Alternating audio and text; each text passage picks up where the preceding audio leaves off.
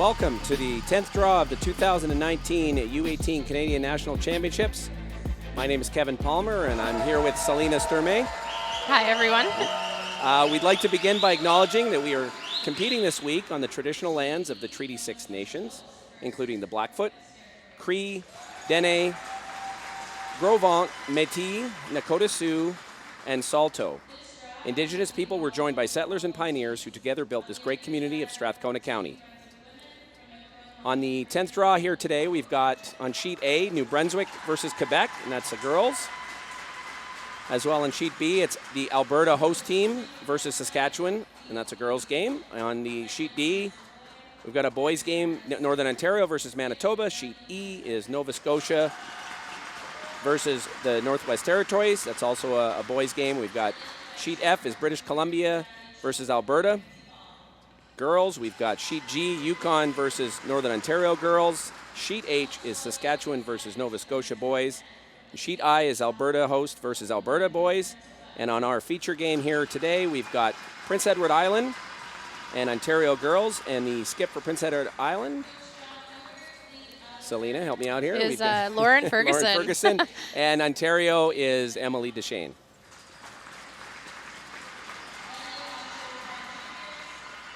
All right, so you've been doing a couple games already, I think, Selena. So yeah. What's the ice conditions been like so far? Have you noticed? Yeah, the ice has been really curly, actually. They've been taking mid-12 for getting to center line, and from what I hear, it's also pretty quick. So really great ice conditions from head ice maker John Wall.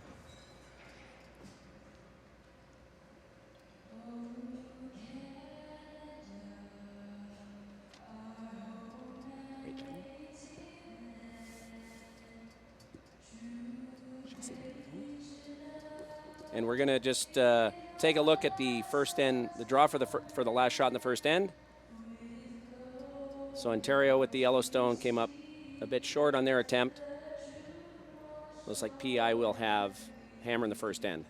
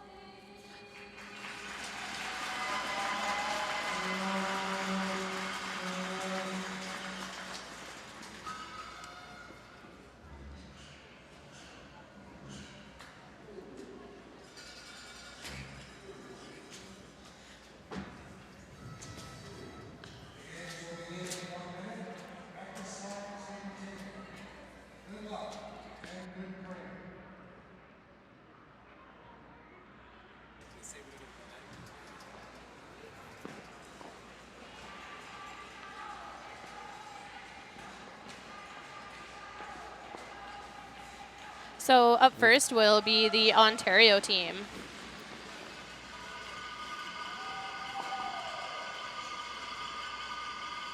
So Celeste Gauthier is the throwing lead for Ontario. This team is from, well, at least Celeste is from Ottawa. And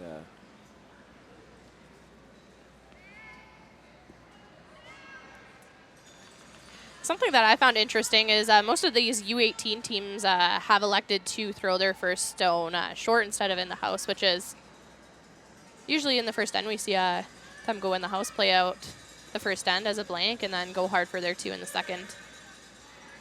So fairly aggressive play then, it's from all the teams you've seen. Yeah, I've seen a very aggressive play. I guess when you have really good ice and you know it straight off the bat, you may as well go for it. Yeah, you weren't kidding. They're actually taking outside of the rings. That's that would compete with most slams, I believe, in terms of the amount of curl. Yeah. I also do believe these rocks are, I think, brand new. I believe the first time they were used was actually at the U Sports National Championships. And then, so this is Only the second time that they've been used out of the box, I'm pretty sure. Out of the box. Okay, I wonder.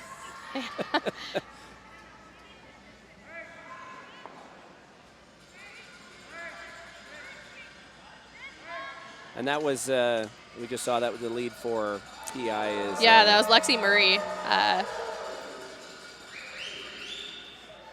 And now all these players are not necessarily under 18. They could have reached the age of 18 by now for this event. Correct? Yeah, exactly.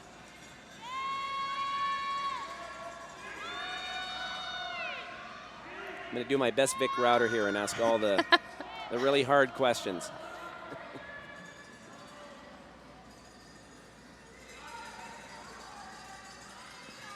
So just rubbing the front now, opening it up, which is certainly going to help PEI potentially. Yeah, I think you'll see Lauren call around the guard here like she just did. So Lexi Murray is only 16 years of age and in grade 10. So she definitely has some eligibility left in this competition.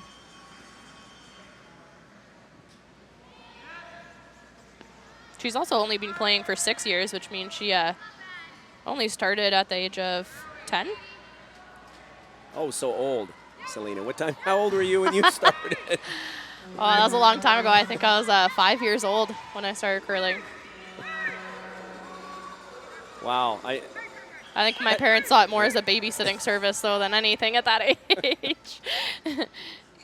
Well, right there, that had to be, that looked like 7, 8 feet of curl and still rub the front. Yeah. With this amount of curl, there's no reason to get anywhere near the guard, so it'll be interesting to see if this, will this continue usually throughout the game, or will it start to straighten out at all? Yeah, I think you'll start to see it straighten up when I have been watching these games. You see it in the second end. You see a lot of undercurls in the second end, and then they slowly start to give less ice. Yeah. And this is Jillian Uniac from Perth, Ontario, throwing second stones. She's in grade 12. Also started at the old age of 10 years curling, and just wanted to try something with her friends. That's why she got into it, not because she was forced to by her parents, like some of us. And this is Alexis Burris. She curls out of the Cornwall Curling Club in PEI, and she is only 17 years old. And again, just like my parents, she got started because her parents wanted to use it as a cheap babysitting service. It's funny how that happens. So choosing to come around their own rock, they could have chosen to split that if they wanted to be a little more conservative. Great shot, though. Now the downside here, though, is now they got play into the center, and they may end up giving Ontario at least a chance to freeze here and maybe. Yeah, even a potential steal if they sink one good here.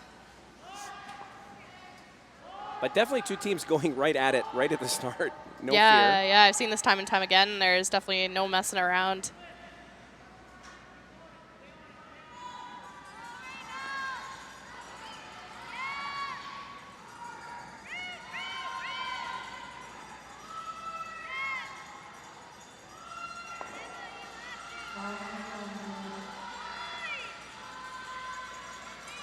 This is hanging a little out, and see if it gets the finish.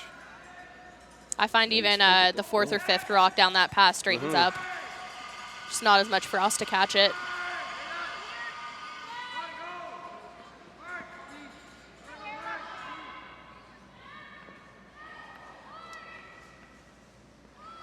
So a little fun fact about Alexis, she actually wants to go into nursing.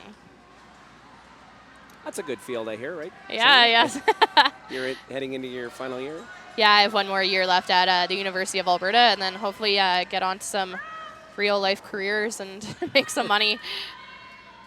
So Lauren's going to just leave that yellow rock as a catcher, understandably, and come right in.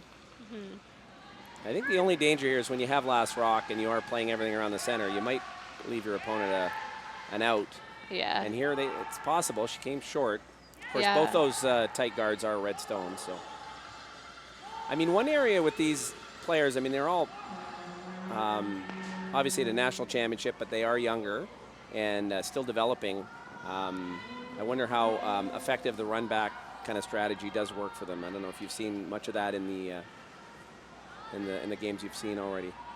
Yeah, a lot of the times they don't even elect to call the run back. A lot of the times they choose more to play the harder hack waiter shots than the run backs. Ooh. So again, that spot straightening up even more, it looked like, although a little bit extra weight. I think the biggest thing also, too, is on arena ice, you'll see those draws curl quite a bit, but as soon as you get a little bit up weight, you'll see them run straight. So that was third for Ontario, Emma Artichuk. So she'll have another shot, at least to make up for that that miss. And this is Katie Shaw, the third for Team PEI. She is also only 16 years of age, so this young PEI team still has a lot of eligibility to continue and come back and play in this event.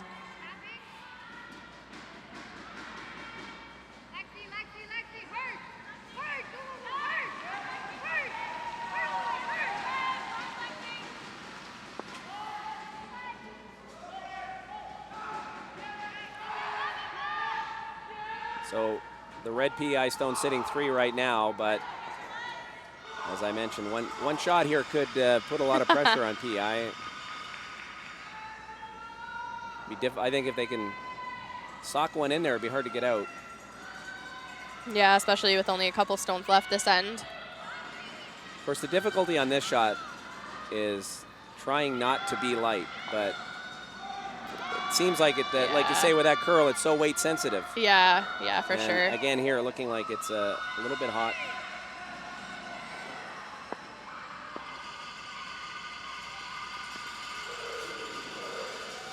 So I believe that yellow ruck is edge on edge with the top red guard. So definitely quite easy to get to.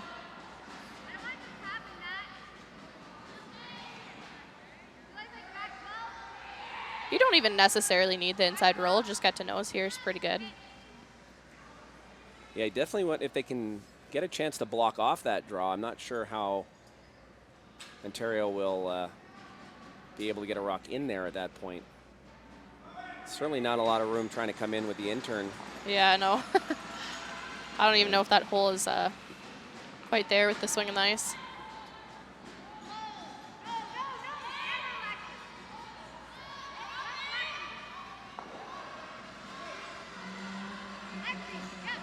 Weight looks pretty close. Just trying to get a little bit extra curl now.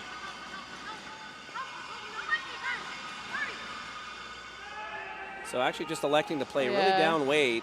I don't know if she was a little, I don't know if they did want to move that at least and roll in. That's still giving them an option here to try and get out of this end. Yeah. Or maybe it just caught them by surprise. There didn't seem to be too much communication from the sweepers there. I know she was looking for a top weight, so back 8 or back 12, but. Yeah, even just a rub there would have been a much better result. Here we go again. Yes. Ontario is going to play the same shot. I think they can afford to wick off their yellow, though, here. So every red stone in play, and all but 2 yellows or 3 yellows are actually sitting at the backboard. Yeah, so as you can see now, they've taken less ice. Now they're in the mid-12 instead of edge. So this is Emily Duchesne, the skip for Ontario, with her first stone. Indicating it may be a little wide, but as we've seen, it could crash in here. It looks pretty heavy.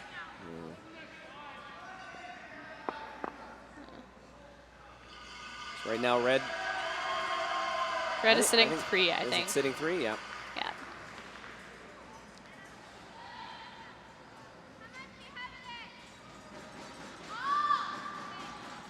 And with. What would you do here? Well, I mean, I don't know if you need 6 points. It's always nice to get as many as you want, or as many as you can. It certainly looks like the priority is to still choke off the draw, because the only shot that Ontario's going to have is to be able to get something in there. Mind you, they may end up, if they do block it off, I don't know, do you try the angle raise on that long guard on a patch of ice they've barely played? Yeah, I don't know. They also have that slash on the yellow pretty much anywhere you hit it and it's rolling to a decent spot. Yeah.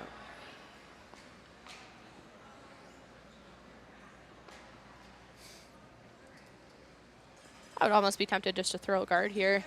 Yeah. You have at least 2 locked up pretty good.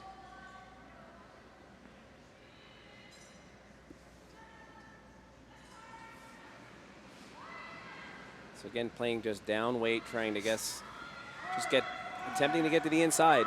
Yeah. Sweeper's not touching it yet. Uh-oh.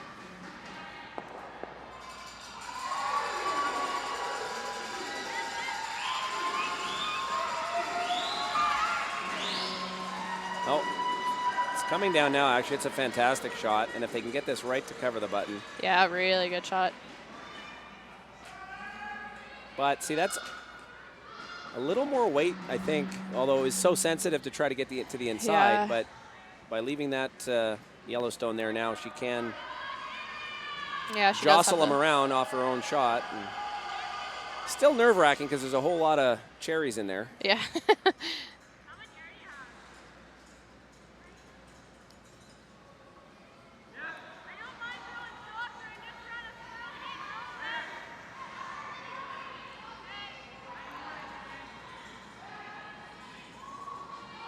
So I think she's got to play enough weight to get to the to get some action.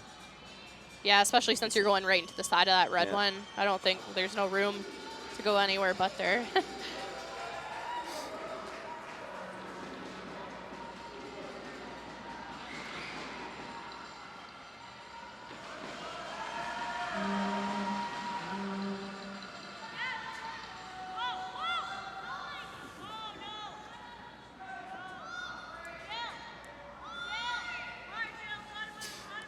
So what's your thoughts on directional sweeping? I know that's a little bit of a loaded question, but Well, I guess I'd throw the question back. Do you find that it actually is effective? Because I know everyone still attempts it with the new technology. And I guess given a choice, you're going to try to use it. I'm just, I question how effective it necessarily is. But, and obviously the amount of strength and speed with which you can sweep is going to have some impact. So I think Red's sitting 3 points right now. And believe, yeah. looking at a run back here, but just has to, determine whether just don't get yourself in a mess. Mm-hmm. You've already got 3 points on the board. So this game is pretty important for both teams. PEI is sitting at a 3-2 record at 3rd place in their pool, and Ontario is sitting at 2-3. So if Ontario can pull the win out, it might create some log jams on for who gets that spot into a championship round.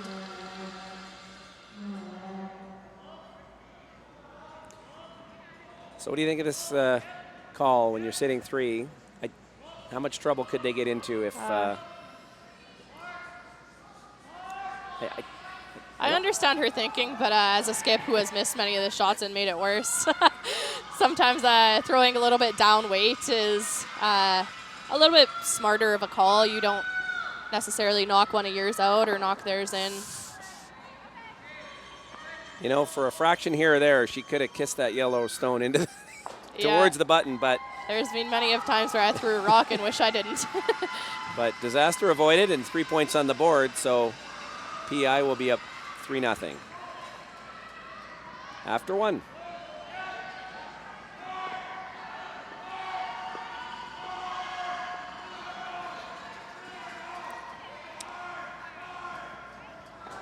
So that's a big 3 points in the first end. Definitely gives PEI advantage. I gotta say, I admire and respect the aggressive play, though. It's entertaining. Yeah. A chance to get 5 or 6 potentially, even if you are introducing a risk at maybe only getting 1 or 2.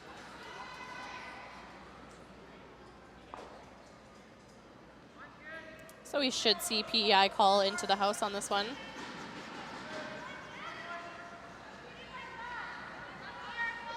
And we sure do. They called top 4. And they're still We notice they're still playing on the, at least to us, the right side of the sheet. Haven't seen anything on the other side yet, so it'll be interesting to see what the impact is. Yeah.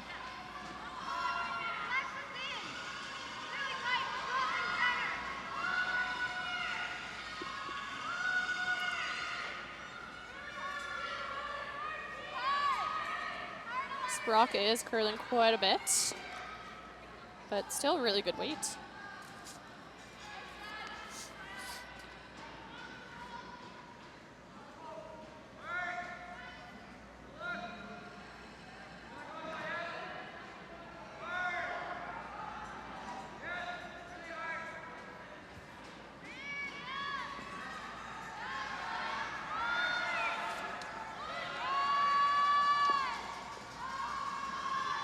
So Team Duchesne is out of the Manotick Curling Club.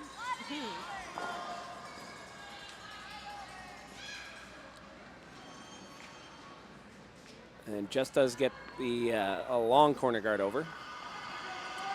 That's probably protecting the sideboards, I think.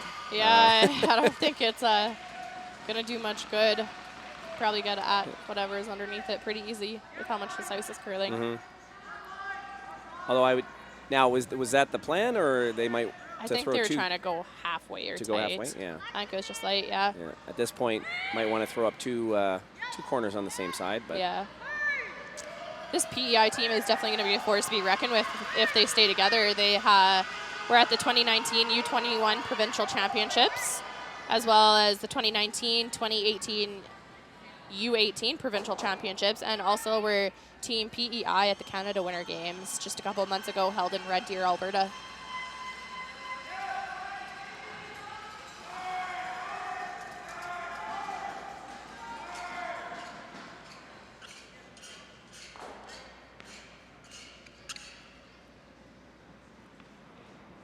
Did you see what you called? Did you call another corner guard? I didn't see that she motioned, but yeah, it does look like they're going to throw a tighter corner and try to stagger them.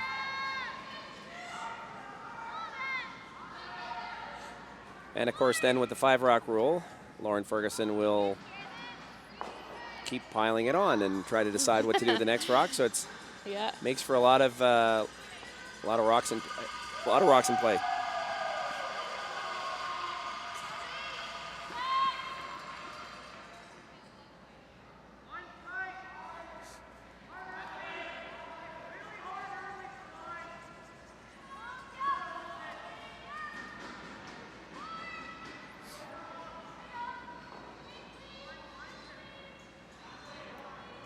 It's amazing how technically sound all of these players are. All of them slide really straight and have obviously been coached very well. Well, that's one thing that's changed in the game over the last 30, 40 years, just to kind of give a hint to how old I am, that, originally in the day you went to the club, you'd become a rink rat, you'd hang out, you'd throw rocks, you might eventually get a coach at some point. Now it's, there's any number of camps and coaching opportunities throughout a season. Yeah. Even from my time in juveniles, it's not that long ago, but I remember there was more of an emphasis on learning how to make shots instead of learning to actually slide at the broom. So they were trying to just partially bury and choke off their red corner guard, but now Ontario has a chance to come around here, and man, this is just going sideways, isn't it, in this spot right now? Yeah. And I guess, hard to see the release from here, but it is, I'm sure, very sensitive. Now, for these teams, how much experience do you think they've had on this type of an ice surface? It's hard to say, I guess. It depends, yeah. The only other time that they would maybe have an opportunity is the last U-18 Curling Canada Championships, but yeah, definitely not very much experience. You cannot have a soft release. No.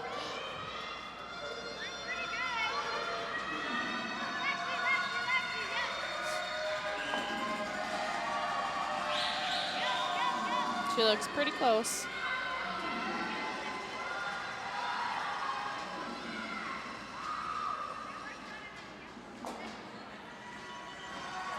It's a really good shot.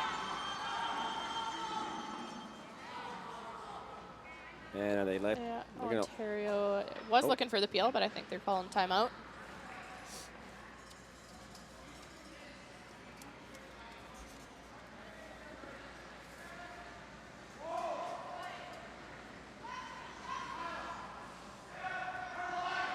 This timeout, I expect it's partially strategy, but it might also just be to regroup.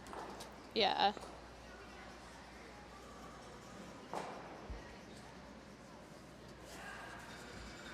So Ontario's coach is, oh, let me find it here. This is Greg Artichuk. Yeah. Actually got involved while coaching Little Rocks. Has coached his team for the 5 years with 3 provincial berths. His team actually won the Ontario U-18s on a last rock final end. Wow. High pressure. And they'd been close to breaking through, runner-up before. So Team Ontario is looking for the double peel. Double peel here. They are looking to bail out of trouble.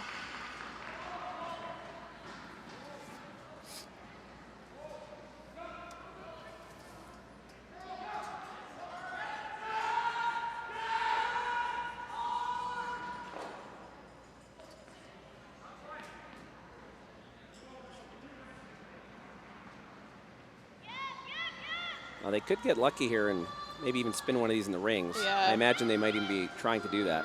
Yeah, especially with how lively these rocks are.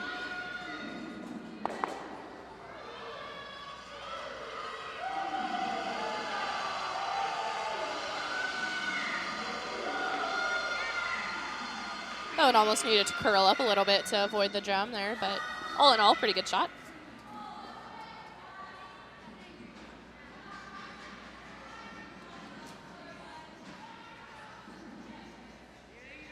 Well, I'll be interested to see if they get blocked off on the in-turn here, whether they can get around that with the out-turn. And of course, it's a Yellowstone, so Ontario would be able to promote it eventually if they need to.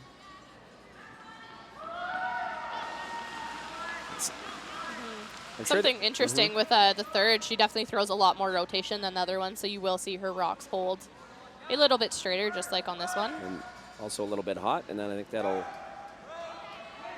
come right through the rings.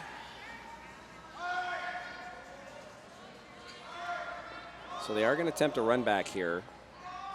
They could use that Yellowstone as a guard. I just come around and try to corner freeze into the forefoot, but yeah, even if you come with a hack waiter on the out turn, it's probably curls enough to get to nose. yeah, I mean, the danger here is if you peel this off and miss everything, she slaps something back on, and now it's a red rock that you're dealing with. So. Yeah, if you're going to miss that one, miss it wide.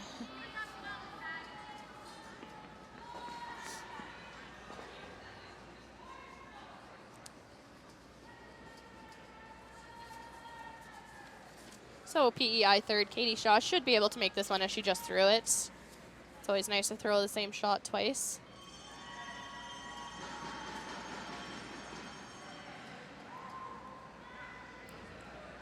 And it might look a little dire, but if Emily has both her shots and she has something to come around or something to freeze to, there's always a chance she can get a skip's deuce. Yeah. You've probably made a few of those when your team misses 6 shots and you have to come through. So it's especially nice that those rocks are only biting the forefoot. Having full forefoot as a skip is always nice when you're looking at a couple.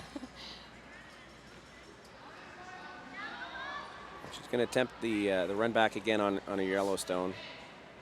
I mean, clearly if they are able to stick this, it'd be a fantastic shot, and they will be able to turn the end around. Yeah, I think something they never even considered, though, is just drawing around and sinking one good. Even if you're half open top 8 foot, PEI is definitely going to have to deal with it some way.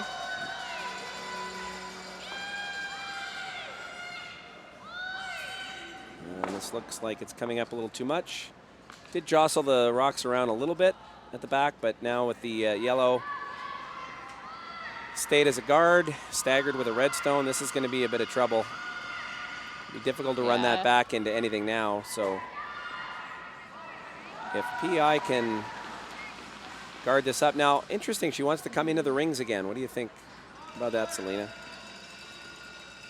I think if the ice allows you to, you definitely can. I think that in-turn draw is slowly getting closed off with how high that corner guard is, and then the one's on center line. So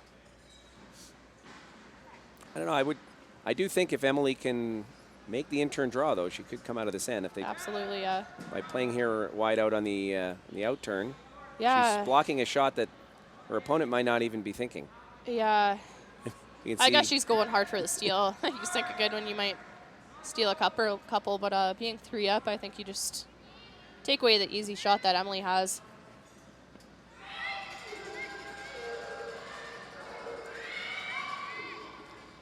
I don't know. When the skip's facing 3 or 4 shots, I don't think anything's easy in the second end when you're 3 down. True. Yeah. So ends up being a guard. You can see she coming out wide like that. The ice conditions were very different. So, well, a chance for Emily to get one in here, and everything that's happened thus far would be forgotten. Yeah.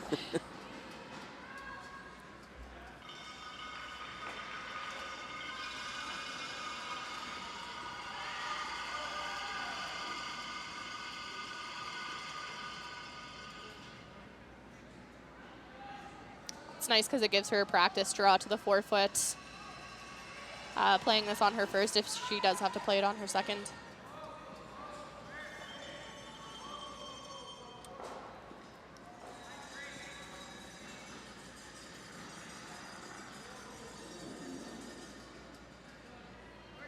And I don't know if any of the other, I've seen this elsewhere, but Emily admires Wayne Madaw as her favorite curler. So congratulations, Wayne. There is one out there. She does look a little heavy.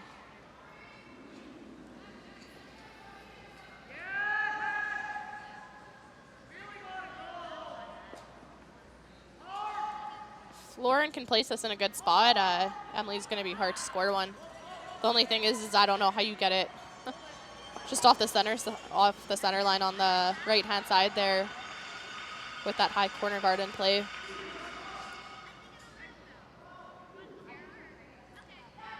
I wonder if I'd even be tempted to play the out turn and just come across center line here to block things off. Yeah, I think so, because even if you're short with the out turn, you still kind of block that path. I think more times than not, you're going to see this over curl.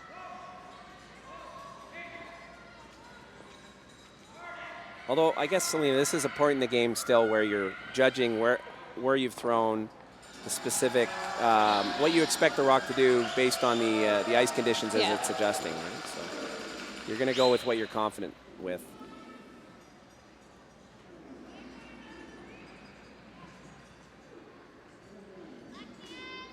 So Lauren's favorite curlers are Kathy Overton Clapham and fellow Islander Brett Gallant.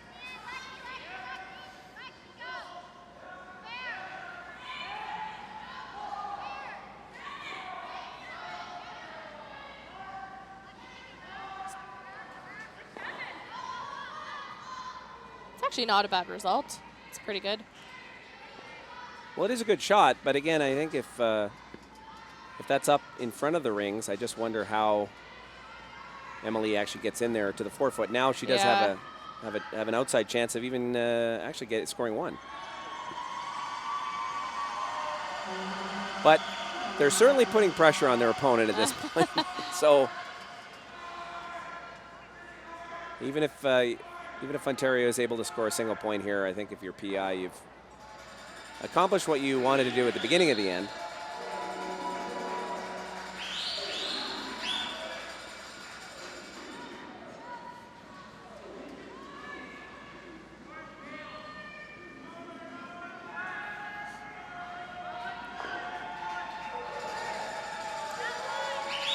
I believe I actually have curled against Lauren Ferguson once. I believe I did at the 2018 Mixed Doubles Championships.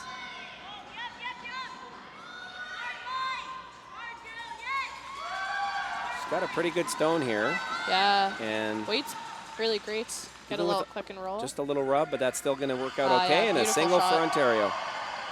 So 3-1 heading to the second, and PI will have the hammer.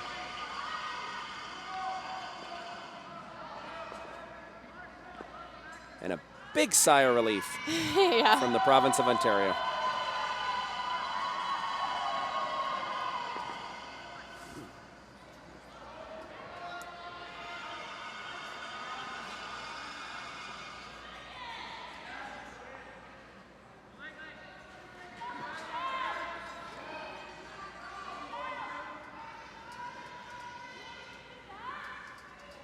So this Ontario team actually got silver medal at the Ontario Winter Games.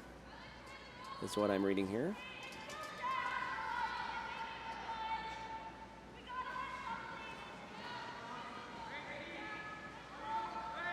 A little bounce in your step after that, even though you're 2 down without hammer. Yeah, no, it was great shot, great managed by everyone on that team. Feels like a win to finally have something go your way.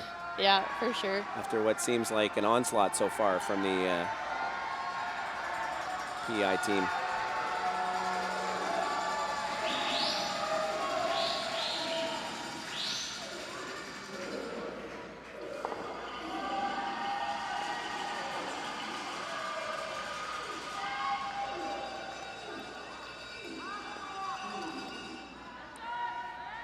There's definitely a lot of Kathy O fans on this PEI team.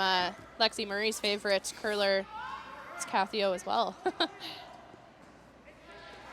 Well, being that I grew up in Manitoba, I'm also a big Kathy O fan, I have to acknowledge. I would have to It's agree. It's hard not to be a Kathy O fan, I think. Yeah.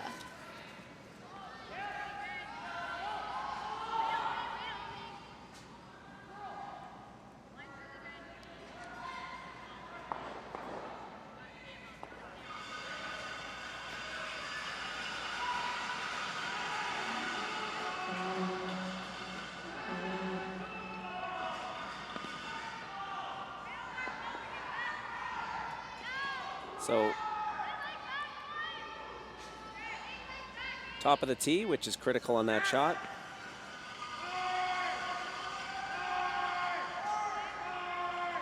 You can see Ontario tightened up the broom quite a bit from the first end as well on this side. Before we were seeing mid-12, if not outside of 12. And now we're seeing the broom only edge 8.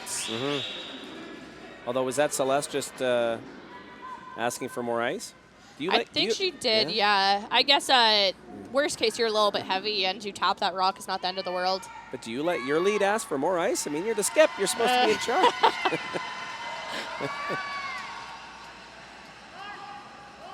And looks like she was right. Although out there, it looks like I think her weight actually was pretty good, but maybe just got started early and well, at least they've got a couple of rocks blocking off the 4-foot. When you're 2 down, this is what you need to have happen. Yeah, exactly.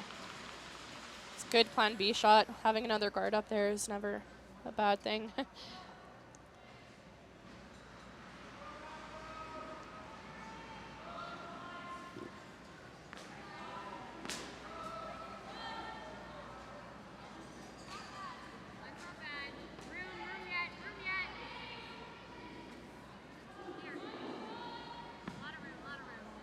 So the lead for PEI, Lexi Murray, also wants to go and study kinesiology at Dalhousie. Another perfect shot. She's had her weight today already. And yeah, it's amazing like how one or 2 good shots from a lead and 1 miss from a lead really puts you behind in the end. And is this a run back attempt that I believe so, yeah.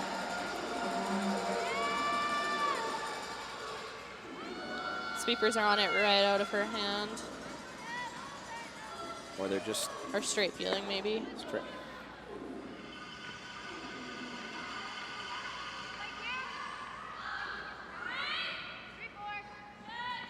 And PEI with hammer is going to just leave those 2 yellow stones. There's no defense so far in this event that I've seen. I don't know if if there's any you've discovered, but No. it is a case where if I'm Ontario, I probably want PI to play this shot. So might need those yellow stones as the end develops. Yeah.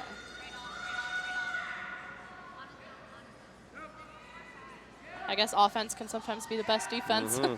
Well, it is another great shot. She's just lining them up. Yeah.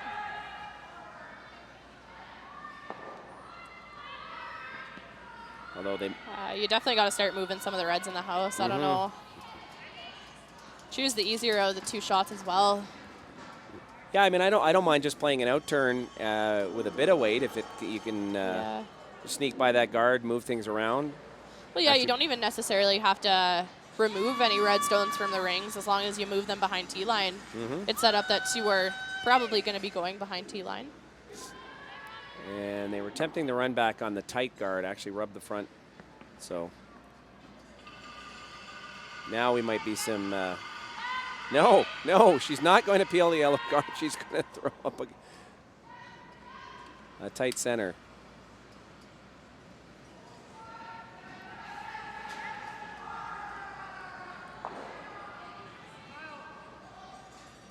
I think on this shot especially, you need to know your tolerance.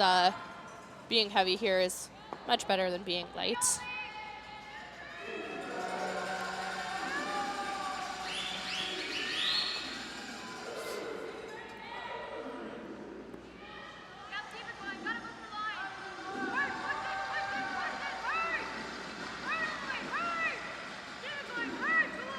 Oh man, I jinxed her. Yeah, I feel like that hole is almost there at the in turn on center line. it might be. They're not looking at it. They're just trying this angle run back in again.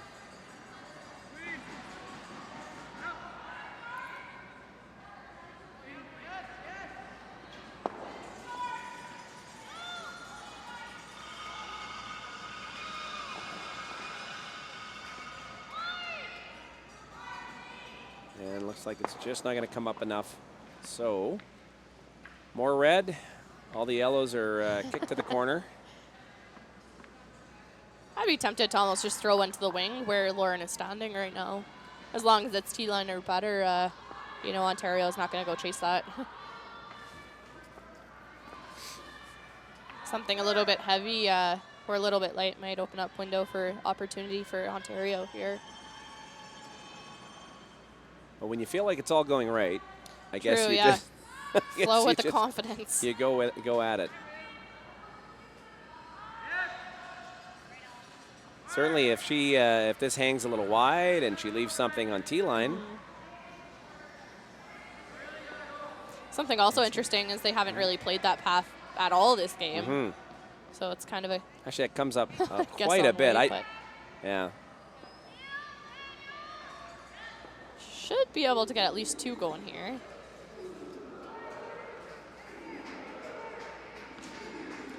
Well, critical to keep the shooter in play and make PI make a play on it. That did look like a little bit of a wide slide. But it's coming up quite a bit, so looking like a good shot here. Able to remove two of the PI Almost stones three. and almost three. So Needed to throw it harder. All in all, the house looks much better.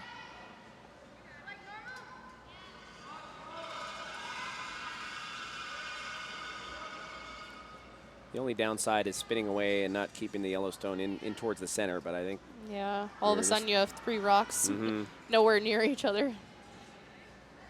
Yeah, so in effect, actually, PI is actually in better shape in some way than they were. Yeah, no, I totally agree.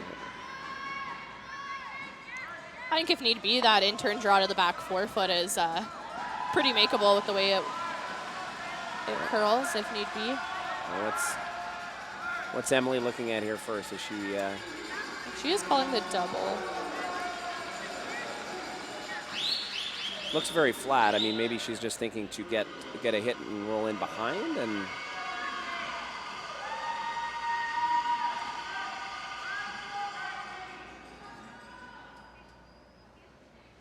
Or she's playing a softer weight hit with a roll in behind, perhaps. Yeah, I think rolling anywhere really in that direction is fairly good results. Yeah, if she could tuck something in behind those 2 red stones. She's coming out with a lot of weight, so.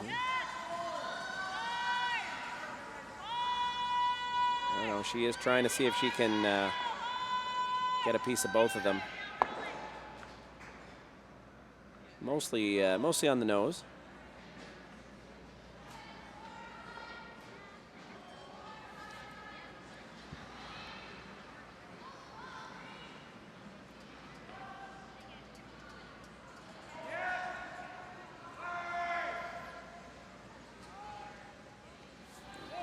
It's always interesting when I look at some of the ages, and I have T-shirts older than a lot of the players out here. That's something else.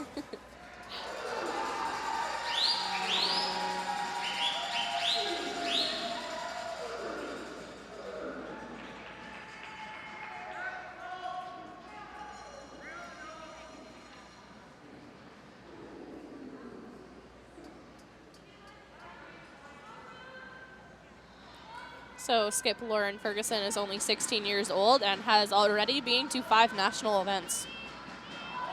It's pretty impressive at that age.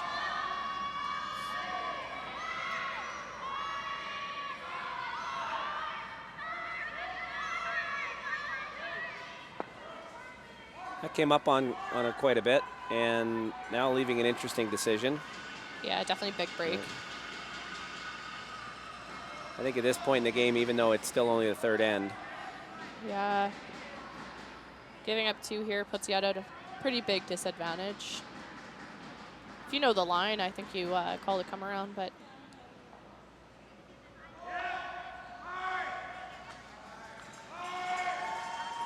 Looks like they are going to hit the open rock. Maybe try to.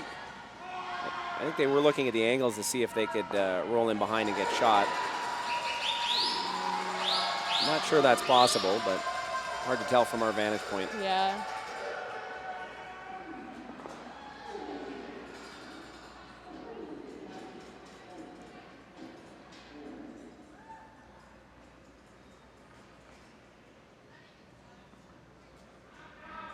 I do think she could probably get a roll. It's very difficult. You would have to throw a lot of weight at, Try at to, it. Yeah. Really just trying to roll and maybe nibble the back of the forefoot. Yeah. Or just outcount that other PI stone.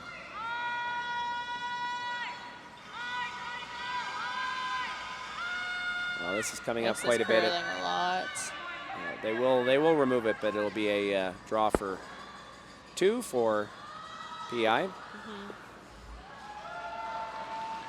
Something I've learned as a skip is when you're throwing a hit in a new path, it's always going to curl a little bit more than you think, especially wide out on the on the rings like that. They were actually fortunate there that actually hit the red stone before it hit the sideboards. Yeah. I don't believe bank shots are allowed in this event.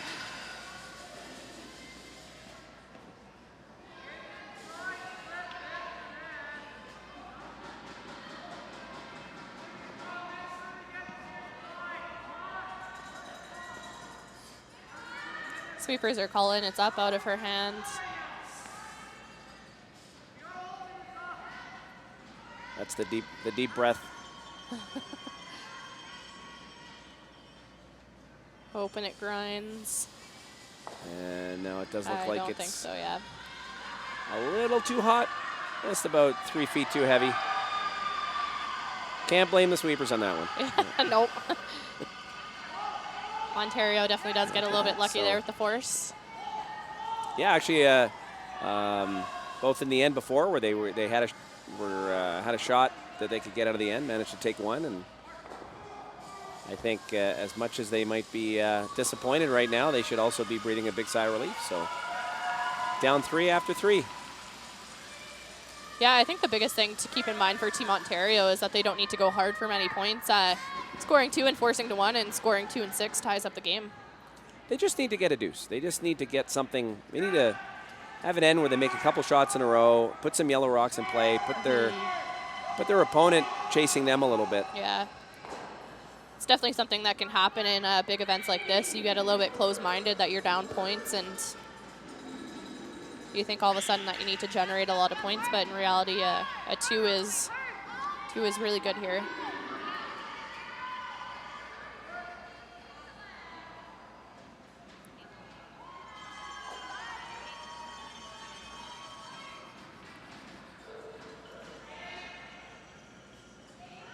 Not certain that was the call, but it's a...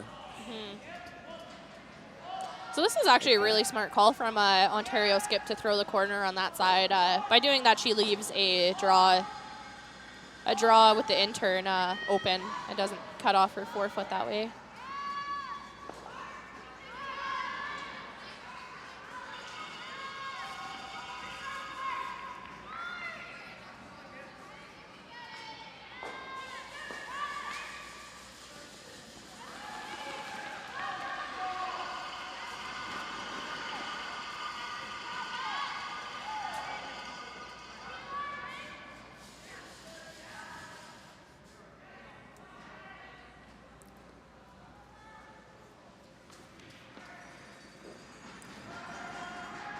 So Celeste actually moved from Calgary to Ottawa 3 years ago. That's what I was actually thinking. I was like, man, she looks familiar. I'm pretty sure I've coached her before somewhere. But I was like, oh, how could that be? She's from Ontario. It all makes sense now. I thought I was going crazy for a second.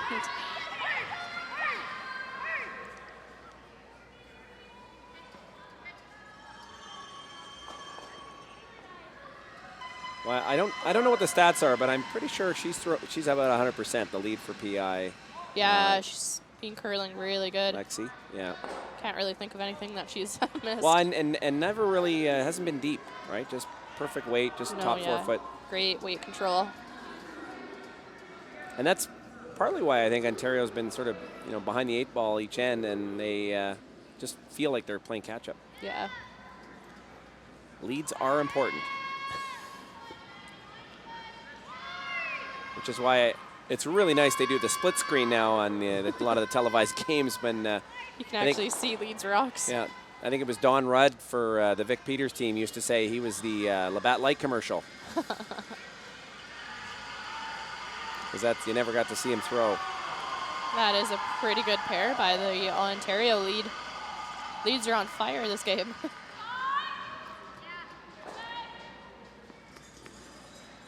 So without a hammer, PI is going back in, keeping play towards the center. So it does look like they could have made a play on that Yellowstone sitting out there if they wanted to remove it. Yeah, especially with how much this ice curls. Yeah, this PEI team is definitely very, very aggressive.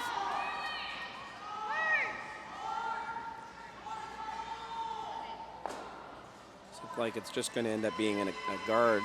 A little bit light on that shot, and seemed to catch a different path as well. I guess it does choke off their corner guard. Mm-hmm. Oh man, this is a dicey call calling the PO. There you go. Okay, change the turn. I remember countless car rides home. My dad telling me which way to peel the guard and which way not to peel the guard. Lots of car ride coaching. Well, and sometimes just because you call it that way doesn't mean they make it that way. Yeah. I've seen those. Yeah. In fact, we might see it here. This is You might have up quite a bit.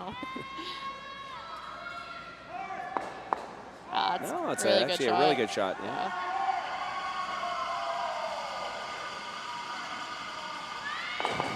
If I've learned anything in my junior career, it's I know which way to peel the guard, thanks to my dad.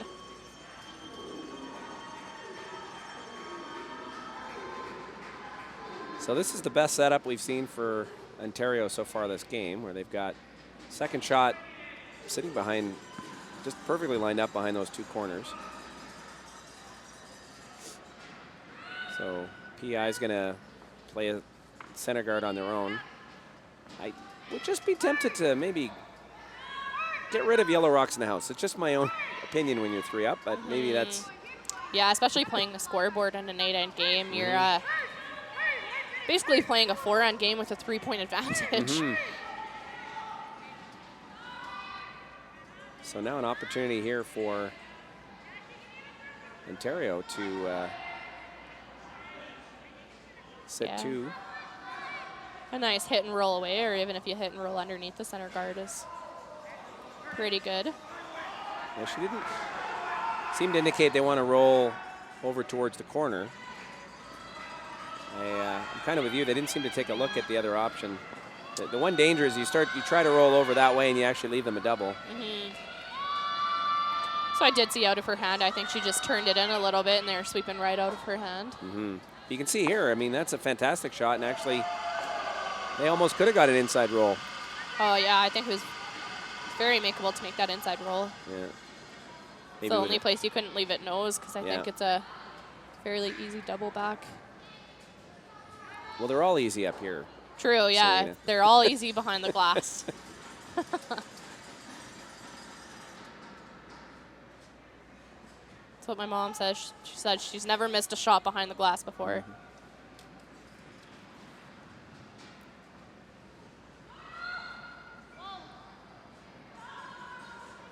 This looks pretty close coming down the ice.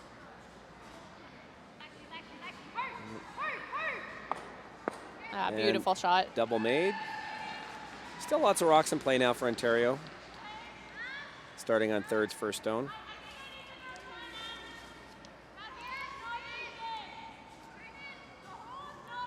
So Emma Artichuk actually wants to become a teacher, and she admires Kirk Myers. Many of the ladies admire Kirk Myers, I've noticed.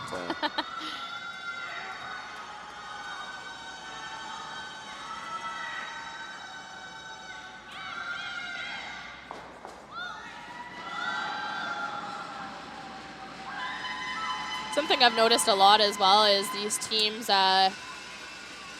seem to be struggling a little bit with communication. I don't know if it's just the extra noise in here, but a lot of the times you'll see the sweeper sweeping and the skip's trying to call them off. Yeah, we've got some cowbells back there. We've got some hollering going on.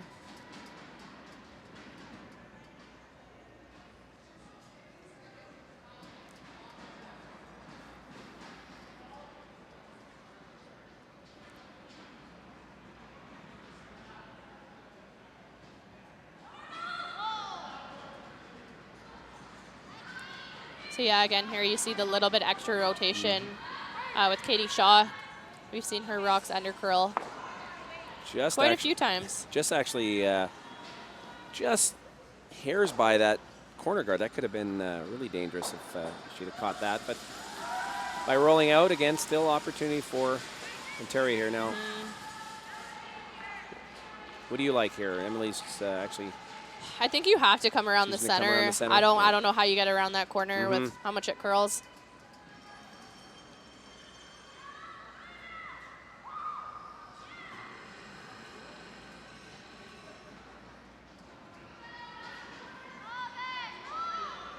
Really nice delivery by Emma.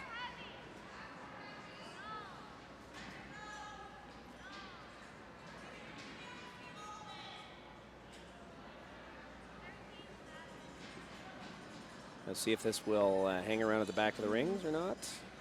So I think they did say that time 13-7. So for T-line, we're looking for almost 15 seconds. And I think it did just slide through.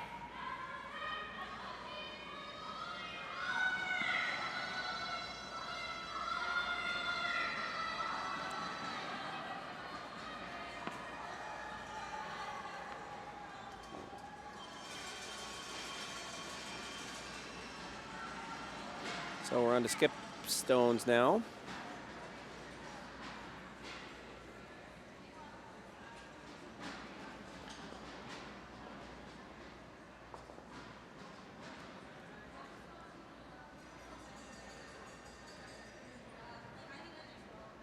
Do you think being on the stream and being on TV affects these young players at all?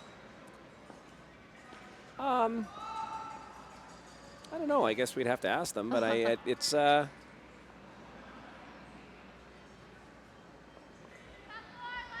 like you were mentioning earlier, a lot of these teams now, they've played in so many different events. There's so much opportunity.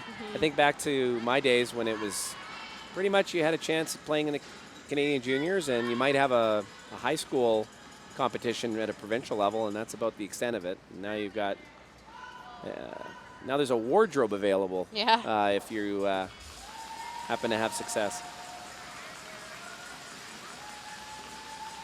So that was the danger, I guess, is that pretty hard to make that buried so that you couldn't at least make a play on it. And because it curled out the other side now, available for a hit and roll. And I think if you hit and roll behind the corner, I'm willing to bet that Lauren probably comes around the center. Yeah, I agree. Well, to be fair, if you do make a good hit and roll, you don't really have any other choice. Well, and that's what's interesting here. It's the perfect hit and roll might not be the perfect shot. In fact, you might want to just tease her a little bit. I mean, I don't think you can try to be necessarily perfectly accurate because the roll is going to be the roll and see where it ends up. But at this point, when you're 3 down, you've got to hope for a half shot, a miss here or there. You're going to have to put the pressure on, and hopefully the PI slips a little bit. So far they haven't. They've been making just about everything. Looks like she may have a good shot here. But a lot of action in the house, but looks like they are able to catch on that red stone. I was going to stay in anyway. And and even there, I think Lauren's not even looking at it. I mean, it is certainly a makeable hit, but a fresh piece of ice out there. We saw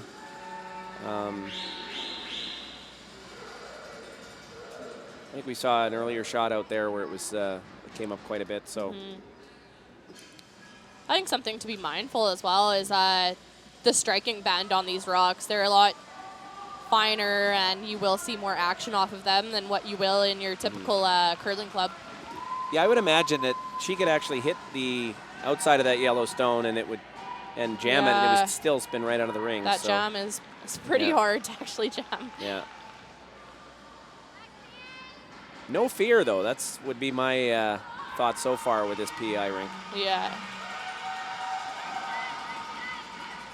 Now, if it doesn't work out for them, we might say it's no scruples. But so far, it seems to be working out. But here, it looks like she's come up a little light, and she might catch the paints. I don't know if it's enough to get shot. No.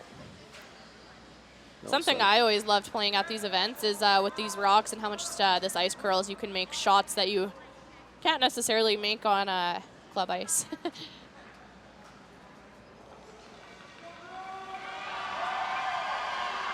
Well, and especially as you mentioned, if these are very new rocks, I have to think that striking band then is even more lively than you might see on other televised events. Yeah, I know exactly. I know many times it's fooled me because you're used to the curling club rocks, and to make the roll, you need half of a rock or 3/4 of the rock. So you call for that and you hit it where you need to, but then it just keeps on rolling.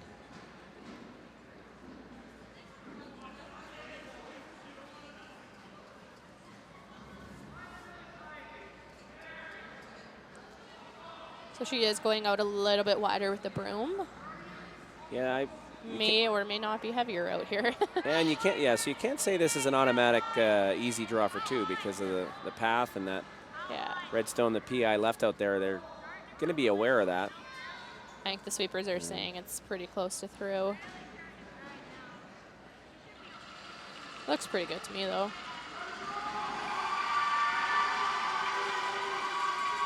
And it will just... And she is okay. Yeah, catch of the back 12, so it's 2 points for Ontario, and the score is 4-3 after 4. PI will have hammer in the next 10.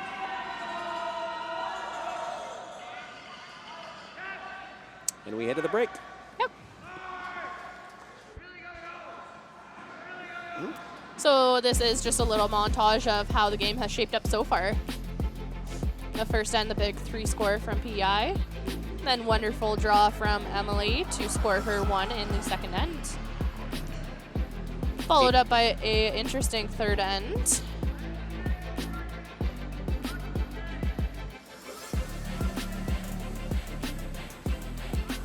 Where PEI did have a free draw for 2, but it came up a little bit heavy, so PEI only scored 1 in the third end.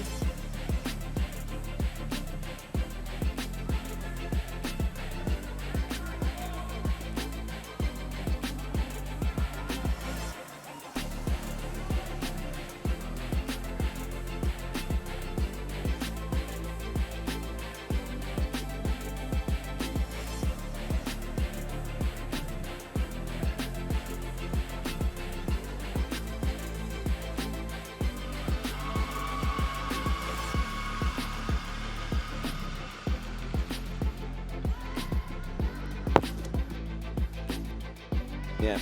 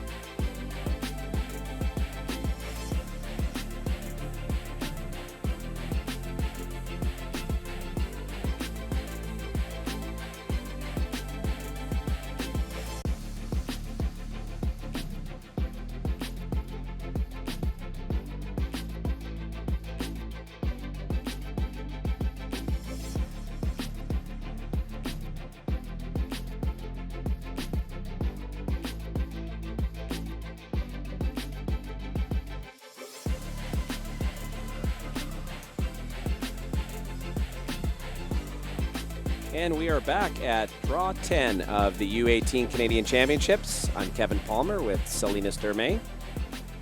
We are in the fifth end now.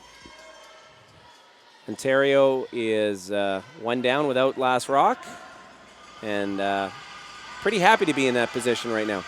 Yeah, exactly. They have been slowly crawling back from a 4-1 deficit, so...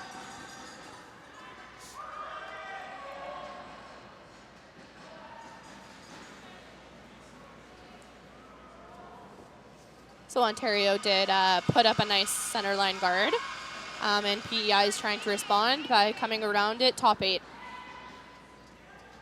Position as a single center guard, though. I would have wondered if they might have thought about putting up double centers at this point, but not yet, perhaps.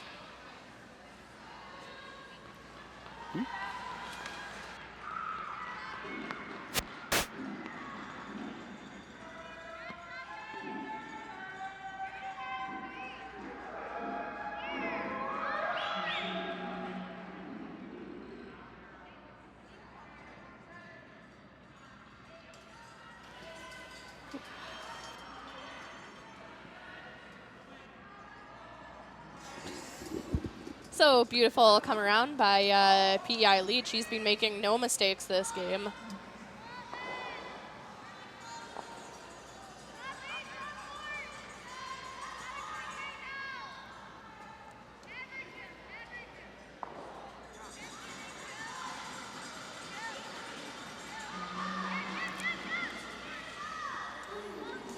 Celeste with another great shot. Yeah, beautiful, beautiful freeze by Celeste there.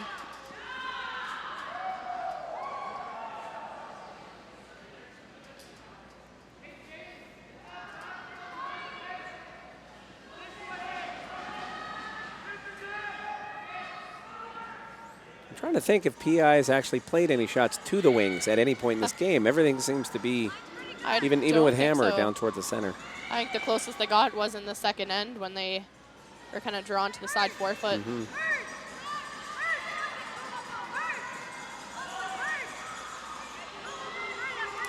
Sweepers are scrubbing this.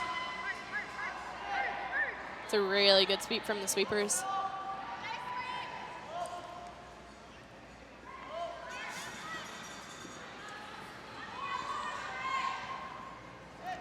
Ontario is looking to come down and freeze it again. Bump it a little bit is okay too.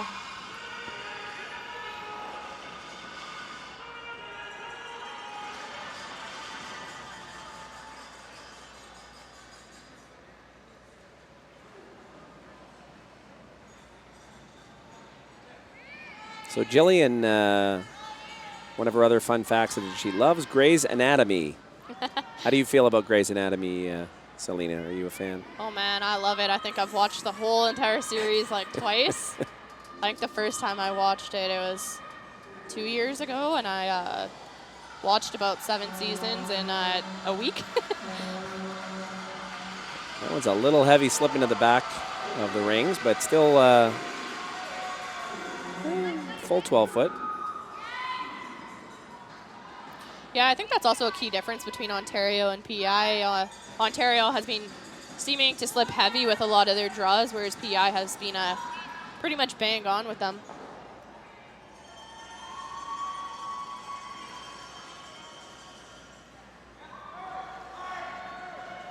Now she's going to play a little weight at this and try to move. Yeah, you definitely have to be careful with how you hit this, though. I'd almost would have been tempted to just run the center guard, but knowing Lauren's play, I don't think that was ever in the cards. And actually, that's what's going to end up happening, and that's actually not a bad result. Yeah, exactly. You peel the guard. Ontario's probably going to respond by putting it back up. They're not going to play in the house too much yet. They're going to try and waste a couple of rocks. Or they'll freeze it. Not a bad call either. I think the less opportunity you give PEI to remove those rocks, the better off you are.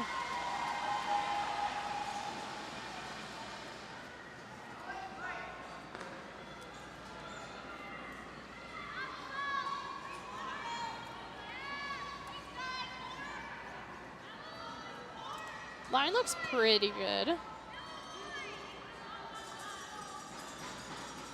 And all of a sudden, this one seems to be hanging a little, however. At that point, it's... and still not a bad result. It's a really good shot.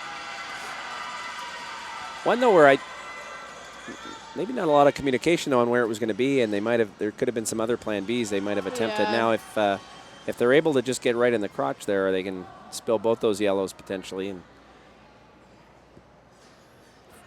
interesting to think the PI stone in the forefoot might just go straight back into the yellow catcher. Well, there's a lot of weight on it, so we'll see. Sweeping this right out of her hand. It's really close. Actually just caught the top red and still managed to spill them out of the forefoot. So yeah, as you can see here, she just nicks that top one, but still does the job.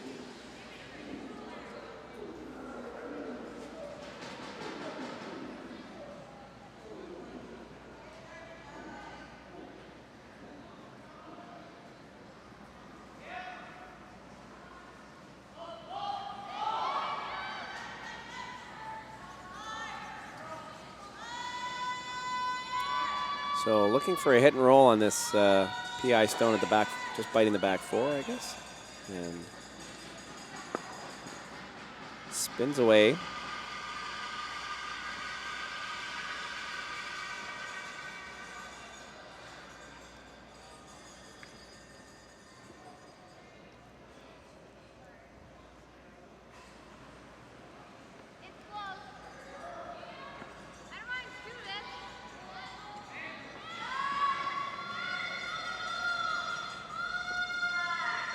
I think this is one of the first rocks we've seen played to the wing, so we'll see how it reacts here. Yeah, the end actually looking good for PI right now with hammer. You can almost say that they, even though they're in a good position right now, they're probably been a little frustrated with the result the last couple of ends. So I'd love to get back to that 3-point lead if they can.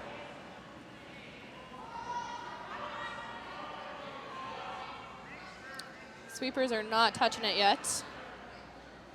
I think it being a new path, though, it might come down. Almost looks like they're trying to miss it now. Not sure what, it looks or like trying red. to directional. Was that a directional sweep attempt there kind of late, I think and so, as we were yeah. talking about earlier? Yeah. I do think with some of that directional sweeping, you've got to start it a bit earlier than that and try to get some action on it.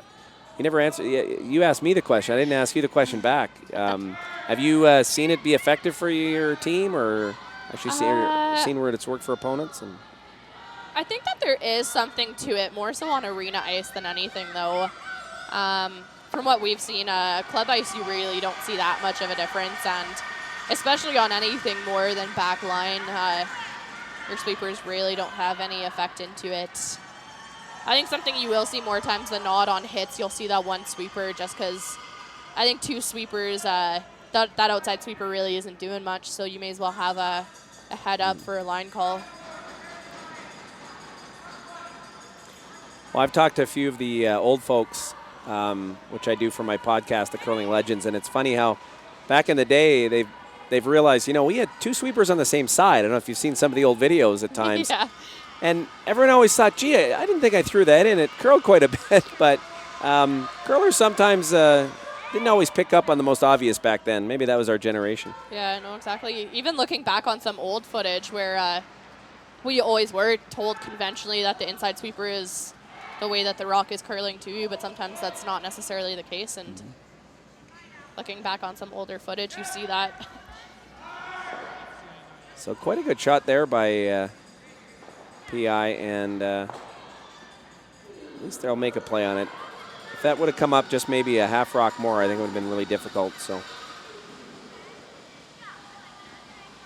at this point, Ontario looking like they're in good shape for the Force after that one turnaround. Takes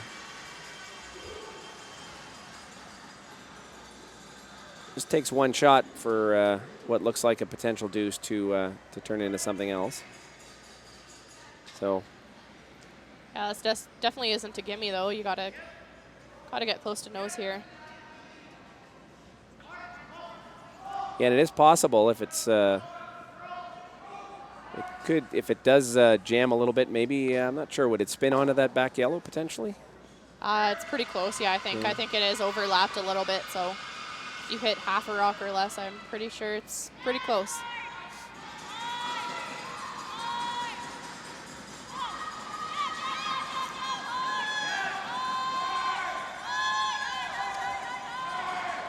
And great shot there.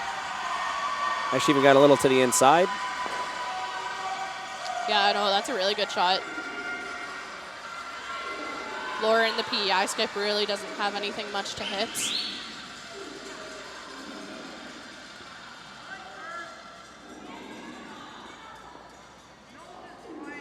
Do you ever just draw around the center and hope that you get a miss?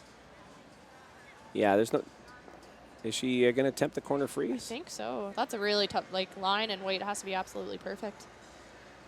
Well, I was trying to think where the other rocks are sitting. I mean, even if you make it, you might be sitting second. Yeah, yeah, exactly.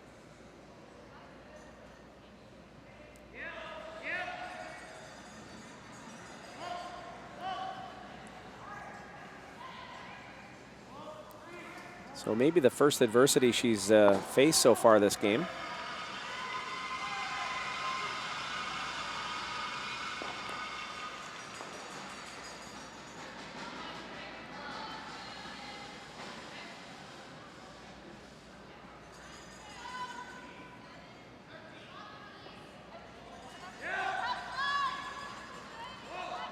Haven't laid a brush to it yet. Oh. And maybe they should have. That's all of a sudden, I don't know if that picked or it just looks like they misjudged it. It also had a little bit of a softer handle than what her third was playing there as well. So I think that has a big part to do with it as well. So a little bit of a score update for you. Listing the girls' draws first. New Brunswick against Quebec. Quebec is leading 4-1. Saskatchewan is leading Alberta host team girls 6-1. Our game is 4-3 for PEI, and BC Alberta is tied at 4-all.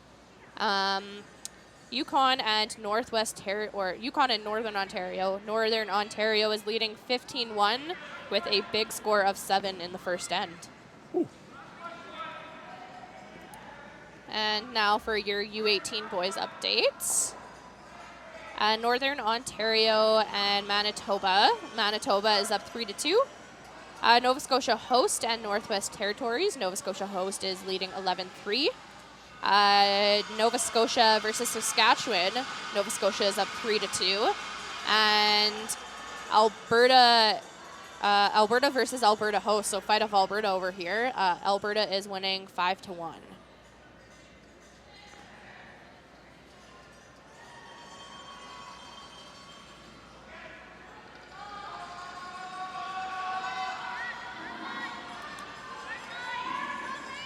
A nice draw here from Emily can set up a potential steal point.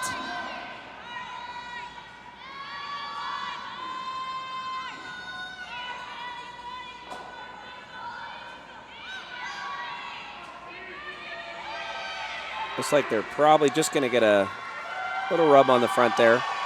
Yeah, still not a bad result. Lauren from PI is looking at 4-5 rocks in the house. Yeah, we'll need full 8 foot to get her single.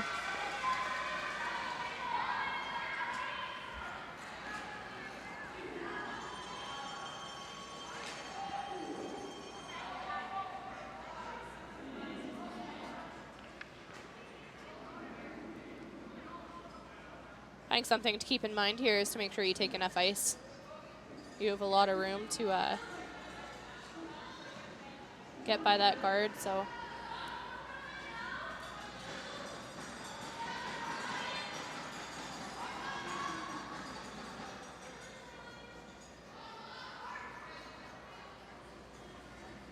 So big shot here from PEI skip.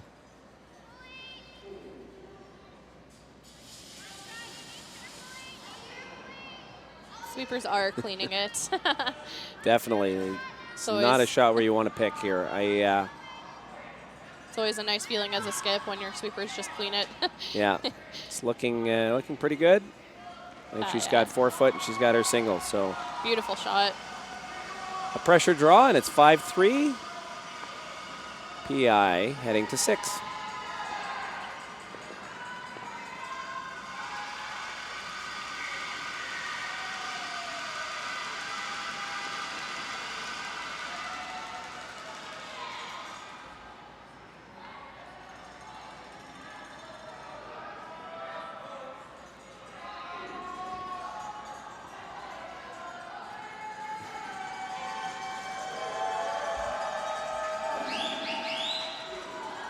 So I wonder if PEI is going to elect to call it in the house. They should being 2 up, but we have seen very aggressive play. Well, she's not going to show us where she wanted it, Yeah, so we're going to true. have to Take make a guess what they would discuss down there as a team. I would not be shocked if she wanted it tight. It's possible. I think we'll see Team Ontario going pretty hard for their 2 this end. She did call top 4, I think. She's standing right there, so. Yeah.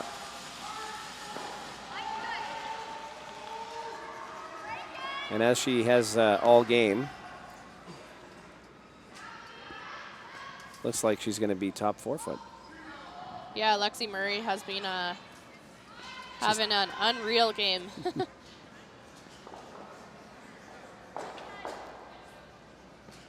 Something I'm surprised I haven't seen more of is the delayed corner guard play with the 5-rock rule in effect.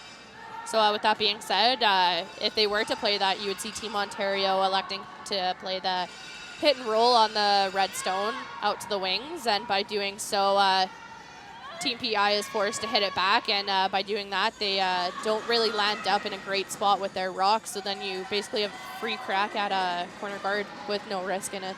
Yeah, and move the play away from center. Yeah, exactly. Which is, we've seen that's something PI has been doing all game.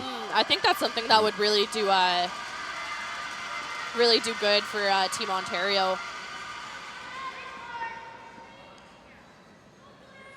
Well, and in particular, at this level where the run backs are not as accurate, not as common, you don't fear that play as much, and getting that single corner guard is going to be really effective. Certainly, at the top level, particularly in the men's game, it may not be, and you try to stagger 2 on the same side or create multiple corners. But I'm kind of with you. It's the strategy, you haven't seen it elsewhere yet this week, right? Yeah, no, I have not seen the delayed corner card yet, so. Yeah. I haven't seen any delay in anything thus far. I've seen nothing but attack, on the pedal, attack, attack. Yeah. Fearless young players.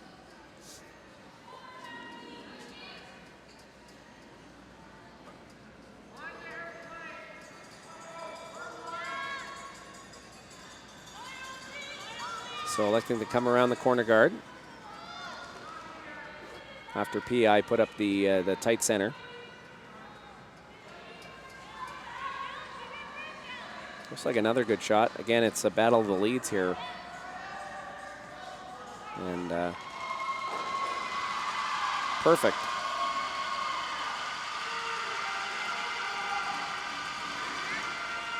Yeah, I think leads are actually one of the most important positions there out on the ice. Without a good lead, your team is going to be chasing the whole end.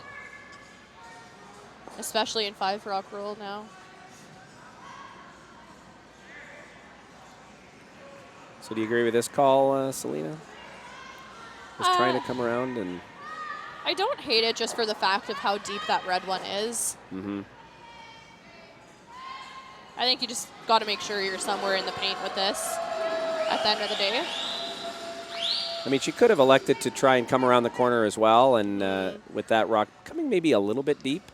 And if you rub the front and move it over, as long as you don't hit it out of play, you actually would make a pretty good shot. But then, fantastic shot there. Yeah, this PEI team, Alexis Burris, has been dialed in with draw weight as well. So I think if you have a team who can do that, you definitely take full advantage of it.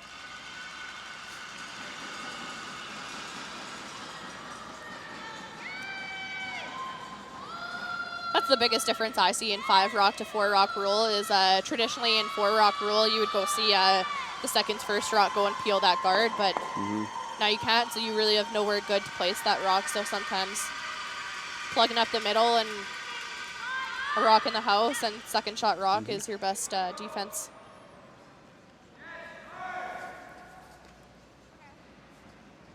So Jillian Stone stayed up as a yellow center guard now, and PI playing an in-turn come around the center guard again. So, No surprise. well, I mean, at this point, they You know it, play it. could have attempted another play, but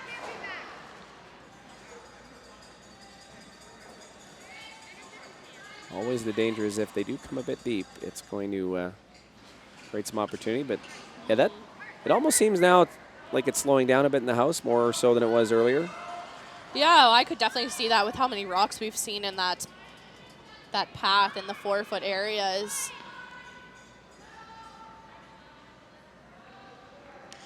When you don't really have any rocks traveling anywhere else, it's definitely being wear down there. Now she's attempting the straight run back here.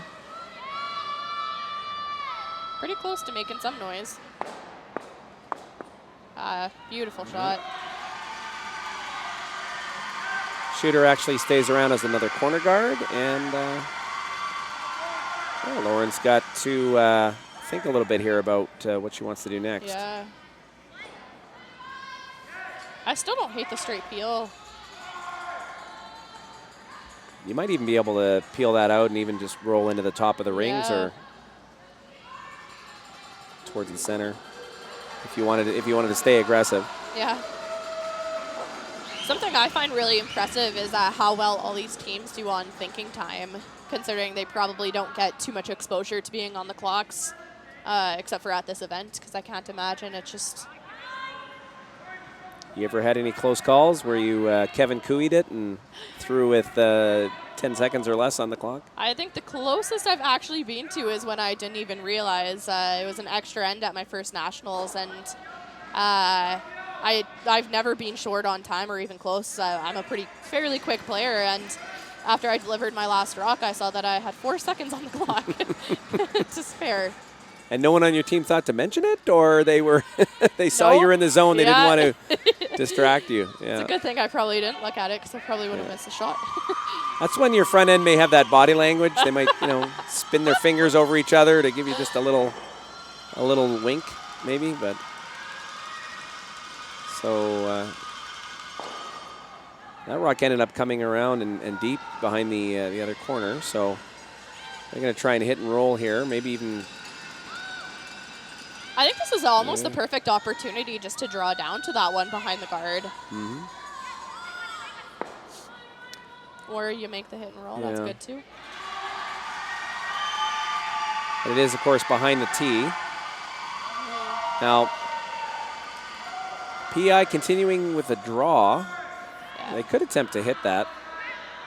And I think they'd be able to sit two, wouldn't they? Mm-hmm. So I think the biggest thing that PI is taking advantage of is knowing which is the easier way to make the shot, or knowing which way is the easier way to get the result you want. So especially in that case of Ontario, I think you get a better result more times than not drawing there than hitting and rolling. But whereas PI is taking full advantage of that. It's a lot easier to put a draw where you want it rather than a hit.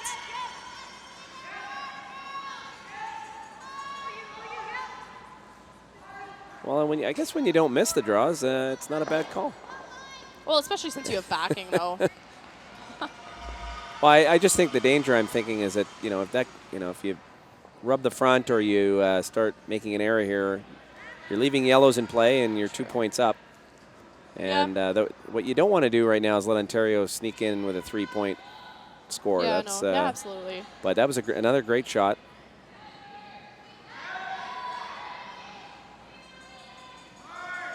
On this ice, if you're racking on guards, though, there's a bigger problem with how much it's curling. The guards almost aren't even in play.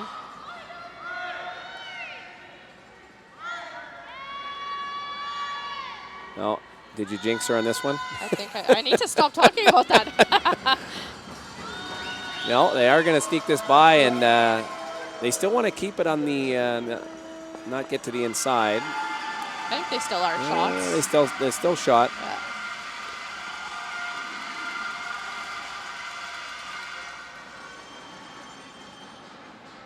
Really great brush.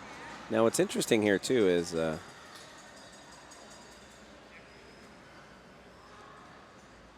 two red. the way they're situated. I mean, if you're PI, we've got, let's see. I think there's 2 It's rocks. got 2 left, so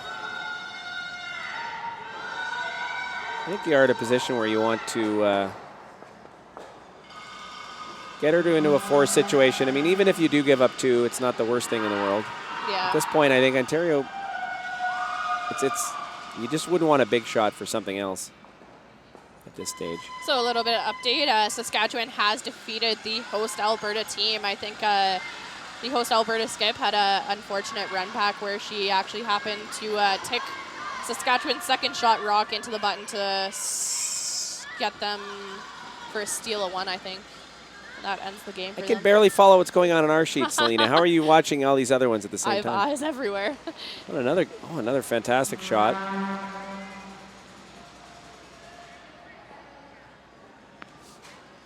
Seem to be indicating that Red sitting 1, but it's more about the positioning than it is, I think, who's shot right now. At this point, I don't think any other rocks are going to come into play except for the 2 or 3 rocks remaining.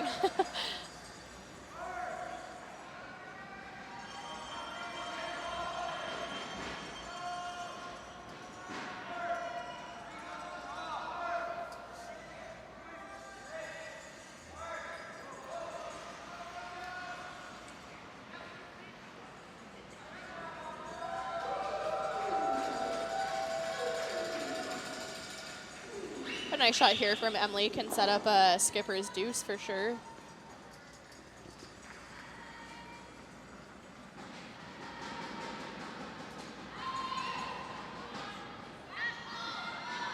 Sweepers are calling up out of her hand.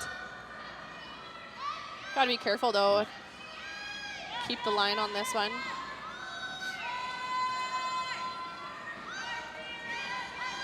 Definitely going to get a little bump on it, but if it gets the angle right, and it does look like it is. Yeah, it's a beautiful shot. 1.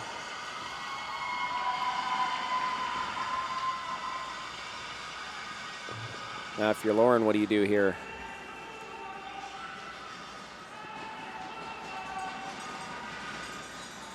I feel like putting one top 8, even biting top 4 right on the center line makes it really hard for Emily to score her 2. With the way the 2 corner guards are in play.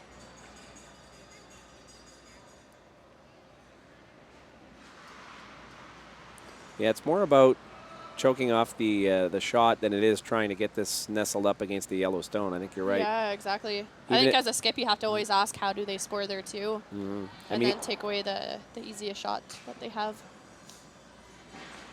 If this is even wide open on the center line, like you say, I'm not even sure that gives them any opportunity to make them force them wider. So we'll see where she can place this. I guess the danger is if she did come heavy, I just wonder if there'd be a chance for, as you say, with all the action on the stones, to get a big end. So you don't want to slip deep here.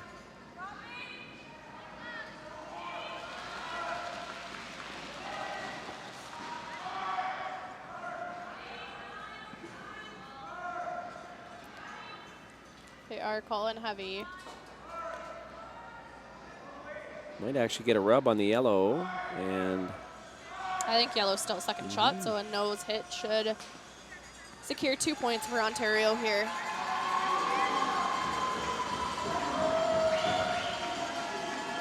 Although this seems like a fairly easy shot, it actually is fairly hard and fairly important for Emily. you can see there if that even rolls just another rock, there might be a chance actually of getting a big weight hit and then try to jam it into those other 2 reds. I mean, yeah, absolutely. So actually a little fortunate.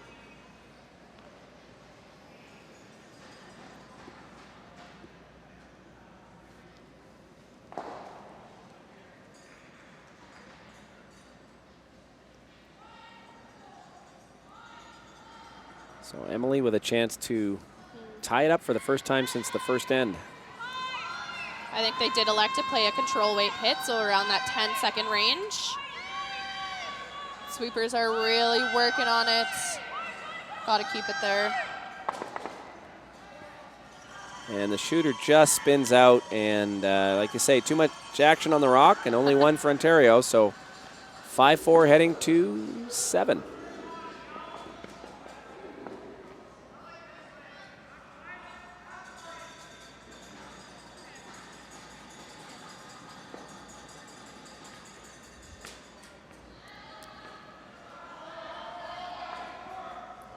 Great camera shot.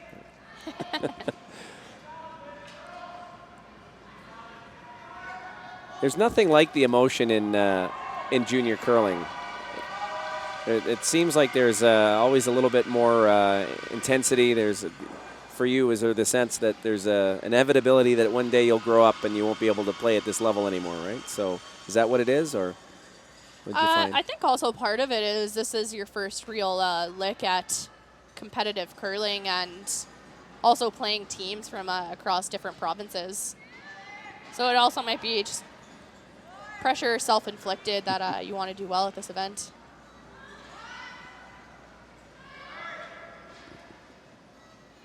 I feel like a lot of young curlers also have the idea in their head that unless you don't play at these and don't do well at these, you're never going to become a good curler, which is not true. There's many of great curlers out there who have never really made it to at a junior national level or done well there. So. Oh, I plan on reminding Dave Nedwin of that many times when he comes on air. So, yeah. No, that is true. Although, I mean, these days with all of the different, as we talked about, national opportunities, you'd certainly hope you get a chance. I think it's fantastic because it does provide an opportunity for teams to get this kind of experience. Mm-hmm. And so for those who continue on and choose to stay competitive in the sport as they move into men's and women's, they've got more reps at this type of an event, this type of conditions, and you gotta feel the nerves the first time. What was the first time you felt the big nerves? You remember? The very first time was probably actually playing in Alberta at Alberta Juvenile Provincials. My team was probably one of the favorites the whole year, and I felt, man, this is my year to make it to something and win something. And then, of course, when you're results orientated like that, nothing seems to go your way. Those things don't happen.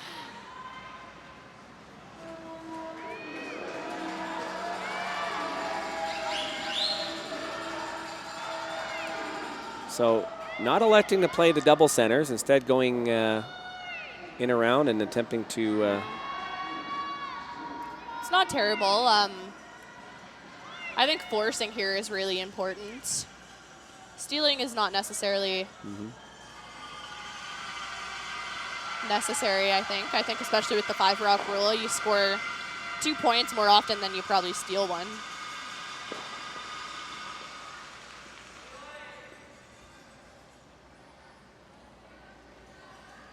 The PI electing to come in on the intern here. Certainly block off the path to their shot stone. But they could have followed down Ontario on the outturn side. What do you like on that one? I feel like playing the tick, honestly, isn't a bad call. I feel like complicating things as little as you can is the best way. You have been watching this game, though, right? It's not something we've seen from PI yet. And True, I wasn't about to expect it at this point in the game either. But I kind of agree with you. I do think that's a shot that's not played as often as you might suspect, and it yet can certainly shift the dynamic of an end pretty quickly when it's made. Yeah, something interesting that I've seen, especially in that 7th end of an 8-end game or the 9th end of a 10-end game, what we're seeing more so is in this score predicament when you're one up with hammer, you really want to try and get the blank or try and get 2. Getting forced is not ideal because more than likely the other team's going to score 2 in that last end. That's one of the biggest challenges I was faced with in 5-rock rule, at least, is deuces are really hard to defend against. It's almost got to be a race to the middle if you're going for the force. Yeah, that's one of the things that I've seen and has been discussed a bit, is that traditional thinking oftentimes was without Hammer, play defensive, play cautious, and with Hammer be aggressive, and it seems to be the opposite almost. Yeah, I'd have to agree.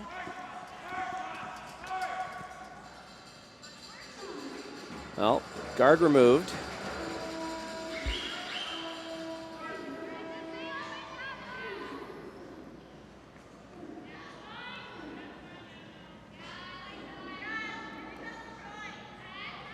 If you don't want to hit anything, even coming in and corner freezing that top red one is fairly good because they probably blast it, and then you're looking at one less red.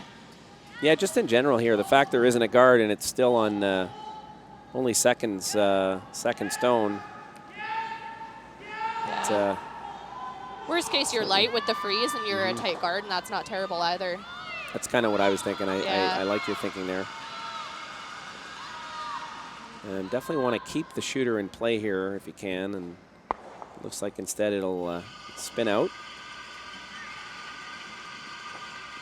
Really good opportunity now for PI to get out of the end and really then decide how they want to play it, whether they go forwards a blank or try to score two.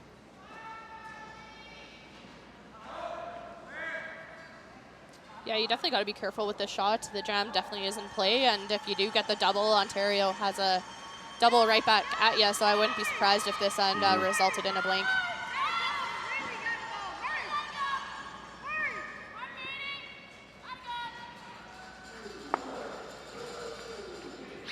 Just maybe a little tight there and came up on her. So what we thought maybe was an escape hatch for PI, and we'll see what Emily decides to do here. I was going to say I sensed the timeout for some reason. It's always interesting how sometimes you can see a timeout when there's 14 rocks in play, and sometimes there's a timeout when there's 2. I think it really comes down to what the team's objective is. This end is really what's going to dictate this call.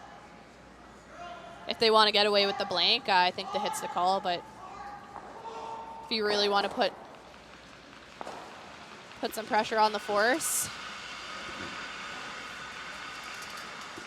So this is Pat Quilty. He is coaching these girls, but only for this event as their season coach or year-long coach. David Murphy is currently curling in the Masters event in Saskatchewan this week, so Pat Quilty is just filling in for him. So that's a little bit of adversity that these PEI girls have to overcome as well. Having a new coach, new routines in play.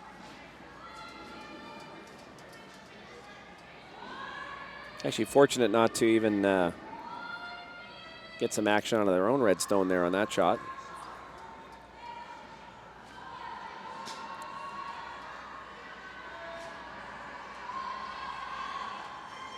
High fives all around.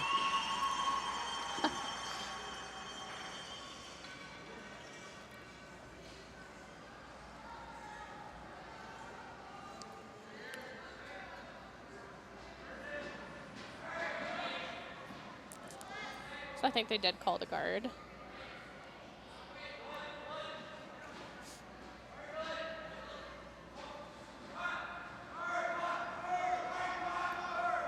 I always like, I know you want to get the force, but if you play it open and your only opportunity is a force, you take away any chance at a steal. And I still think you want to leave some opportunity to steal if you can.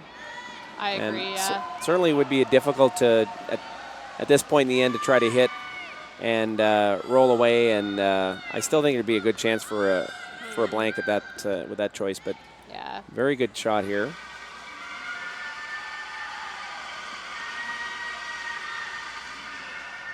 The downside is it's maybe a little tighter than they wanted, so she will be able to roll into the rings. Yeah, I don't know if that's by design or by accident, though. I feel if they would have left it higher, you might see PEI just ignore it and draw in, as we have a couple of other ends. So it might have been a little bit of a bait. This is over curling. This could be. This might actually jam on their red. It's not terrible. Gets things out of the button.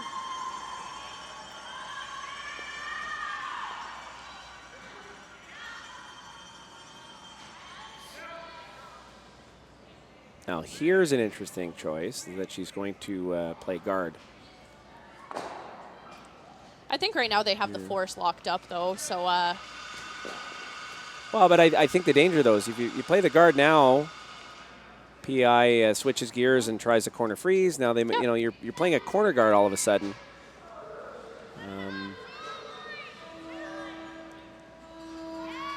I think ideally, if you're half in the 12-foot with this one, it's really great as you can still draw around it, but you still leave room and don't really set up a big, easy double or a triple.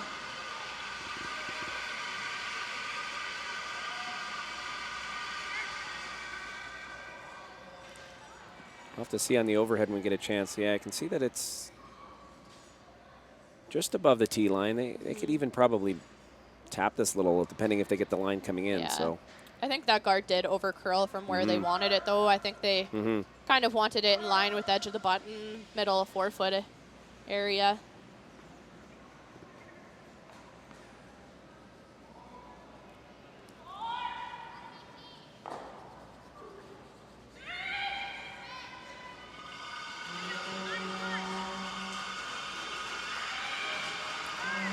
Sweepers are working pretty hard on this one.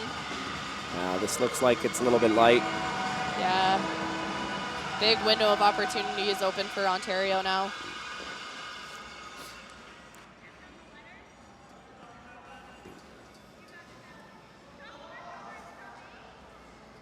I think that's really one of the first big misses we've seen from Katie this whole entire game. She's been playing really good.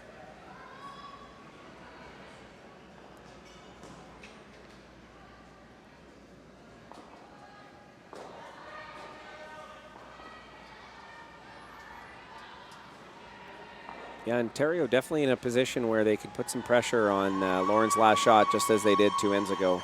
Yeah. Yeah. Be huge to nail down this shot and make a good one. It's also something I've learned in junior women's curling is when you have the opportunity to capitalize, if you do so, you'll sure be ahead of the game.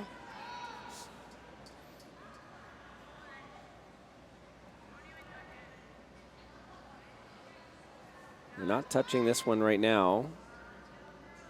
Also looks a little wide, like they need that to take a bit of a snap. And that's still a pretty honestly, good shot. really, yeah, it just maybe weight dependent that it just hung out a little wide, but an opportunity.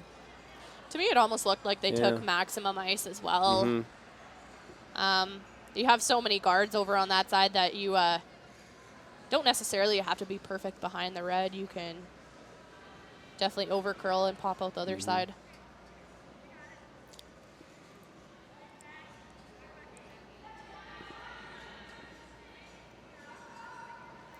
So Ferguson is looking for a little bit of a tap here.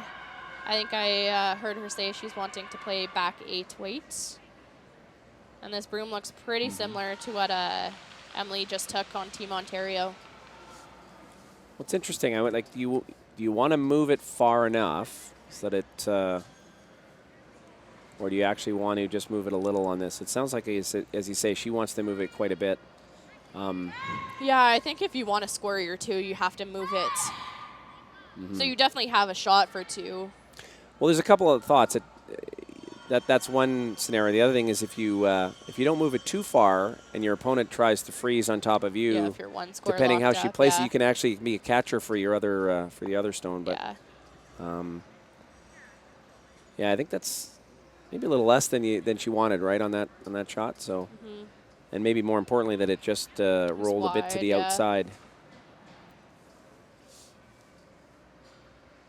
So I think we are looking for a backline-ish tap here. Yeah, if she can get to the inside, the port might be the only shot left. Yeah. Yeah, if she makes this, Lauren will definitely have no way of drawing or of that sorts to score her 1.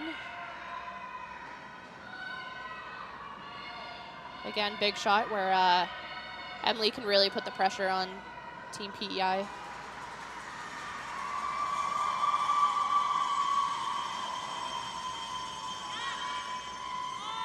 sweeper's on it right away. And oh no, maybe they jumped it. Oh, yeah. That also looks like a lot of weight to me. Maybe more than they expected, possibly, but they do remove it, and it's an open forefoot now. PI will have a chance to draw for their one. Yeah, Lauren just threw this pass, so she has a pretty good idea of what draw weight is, so I should expect no miss here.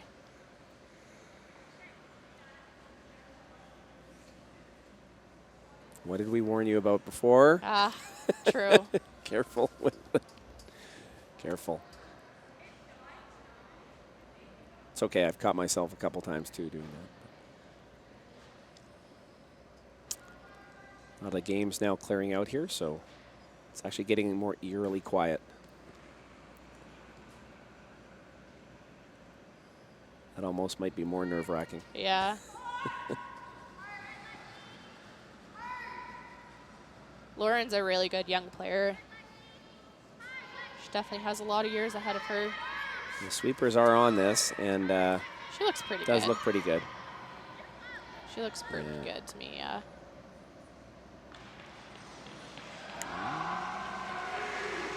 Does stick around to the back of the forefoot for one, so yeah, really good draw.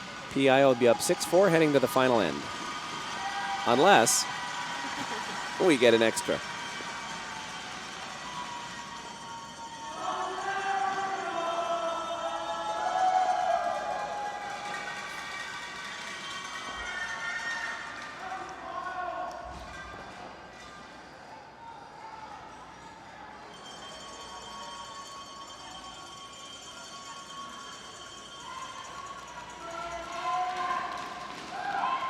It's interesting that PI has only been able to score singles since that first end. Looking back on it, it seemed like other than two ends that they were always in a position to put the pressure on and make something happen, but not able to capitalize. And sometimes that's how these games can go, where you, as you said, you have to take advantage of the opportunity when you have it. Yeah. But choose your points to be aggressive. Mm-hmm.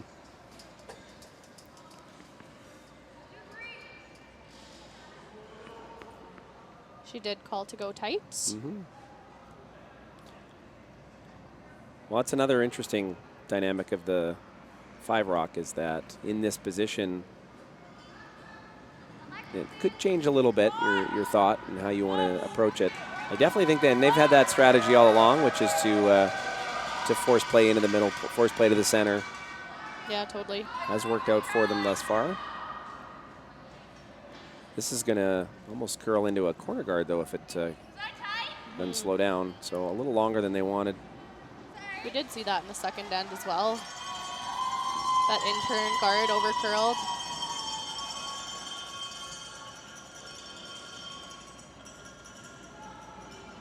So have you been out to PEI before? Never have. That's Selena? actually No. one of, I think, the only maritime provinces that I haven't been to. We did a family trip there a couple summers ago. It was fantastic. I'd never been out there. My neighbor actually from Summerside, PI. He had claimed to me that he had curled competitively back in the day, and I think if you're in PI and you curl, probably you'd know a lot of people in the community. It's a small community out there, but.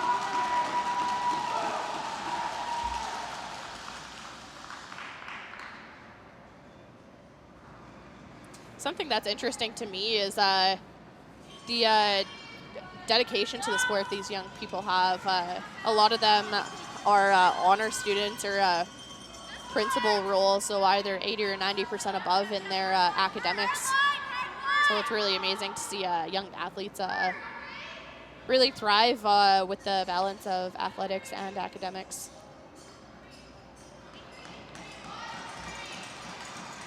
And it's definitely a change in generation when you say athletics and we're referring to curling. So, which I agree with you, by the way, but not something that back in the 80s was thrown around too often, pre-Olympics.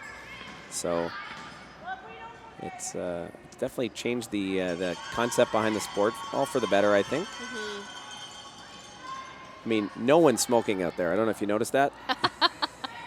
I hope not.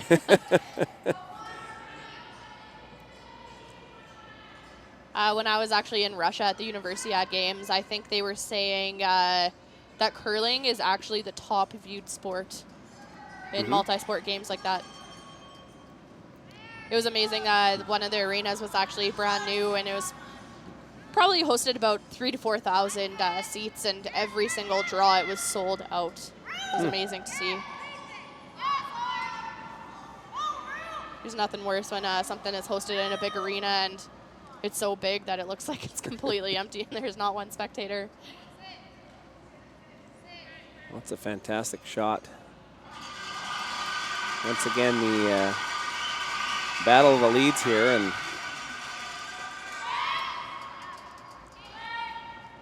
that's not something that she's going to be able to remove anytime soon, but it is going to keep play to the center. Yeah, one good shot here can really shrink down that scoring area for Team Ontario. And of course, the danger being it's not 2 to win, it's just 2 to tie. They'd love an opportunity if it did come about with a miss or a half shot where maybe they'd have a chance at 3 late, but right now they're trying to get 2.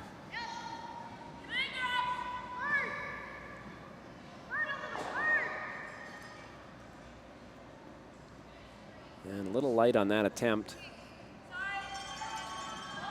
I think you almost got to suck one around there before PEI does, or just peel.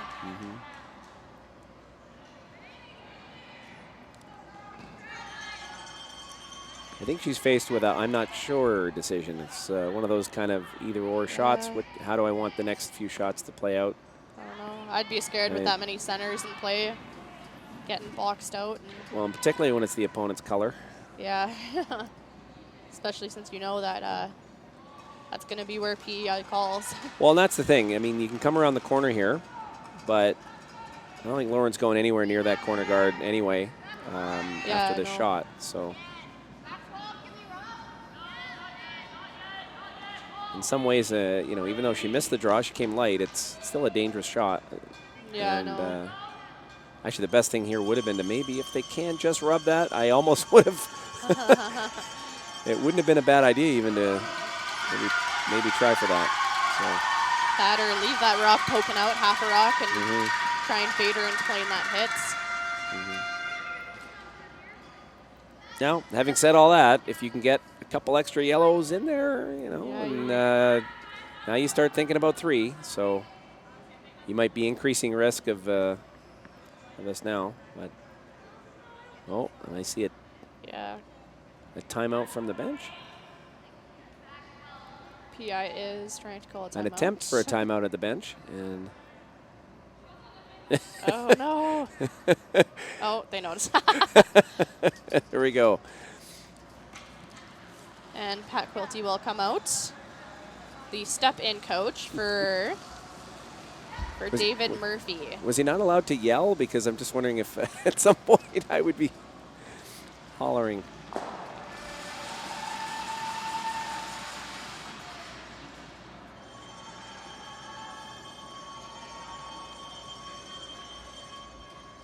So what do you think here, Selena? What do you think PI is discussing?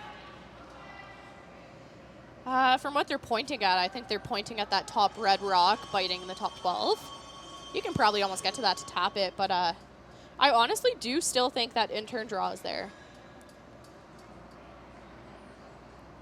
Worst case, even if you tick your red one or the yellow one, it's not the end of the world.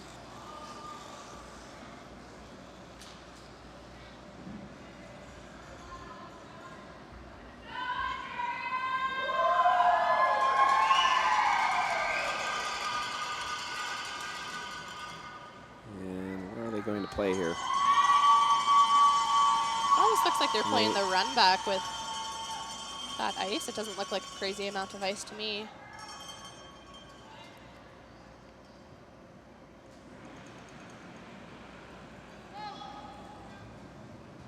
Okay, interesting call.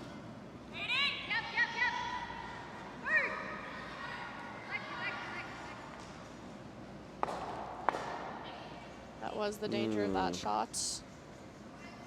Sink a good one, top 8, half around. I think you got to go towards the center. But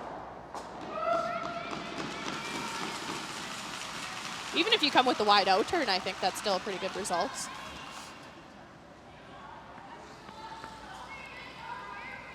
Yeah, I kind of agree. I think the wide out turn would be an interesting play. Although this is a point where PI might be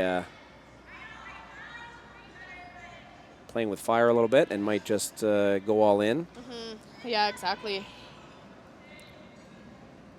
Well, especially even if Ontario does make this one really good, their only shot is either the corner peel or to sell the farm and go all in. Well, and it's interesting that run back attempt didn't seem to be part of the way this team approaches it. It seemed to be a very, I think there was a number of other shots they could have attempted, but also just in terms of the style of the shot, we haven't seen that kind of strategy from them all game. So a little out of character. And now here's an interesting decision again. Yeah, I feel like it almost did pop out the other side. So I think they could play this shot. I mean, strangely enough, they could also just come down to those back 2 yellow, and it's still kind of early to do that. But at that point now, you're almost playing to give them 2 and just trying to cut those rocks out of there. I think with this turn, as long as your weight is close, you have more rings to play with. Because all you really need is a piece of the 8-foot to outcount the other 2. Oh, I think that's the right call. And again, even if she's a little light or it hangs out as it did before, I think they're going to have opportunity. But the danger of the way the end's developing is it could be might be the perfect storm for Ontario. A win or lose potentially. And this is a little hot, and it didn't catch that swing. So it's like that's going to be right through the rings. I agree. Yeah.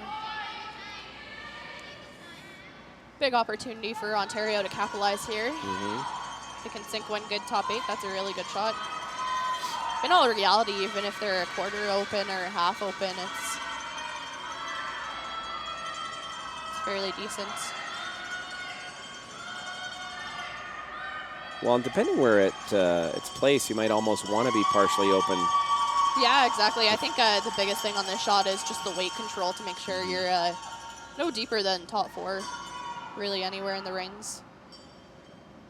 Above the 4 foot's really good.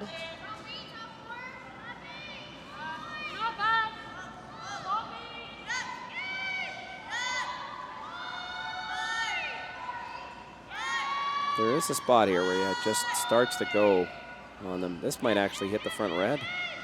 Yeah, they're really close. They might just tick it, yeah. Still not a bad result. No, not at all.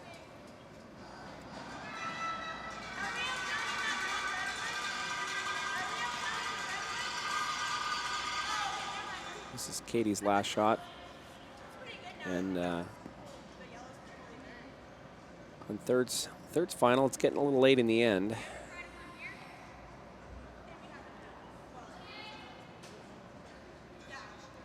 Yeah, if you don't, that double is pretty hard with how long it is. The only scary thing with this draw is you're out really in the weeds where nobody has played. Yeah, you could attempt a double on those 2 yellows. The downside is your shooter would, to make it, you're going to roll. You won't stay there around the center line. You'll actually kind of roll away. But I guess by playing this shot, you take 3 rocks out of the equation if it's made. Well, if I'm PEI here, I definitely want to start thinking of giving them a deuce and cutting them down. Like the biggest thing, just make sure you have some 8-foot underneath this rock. Yeah, does look pretty light.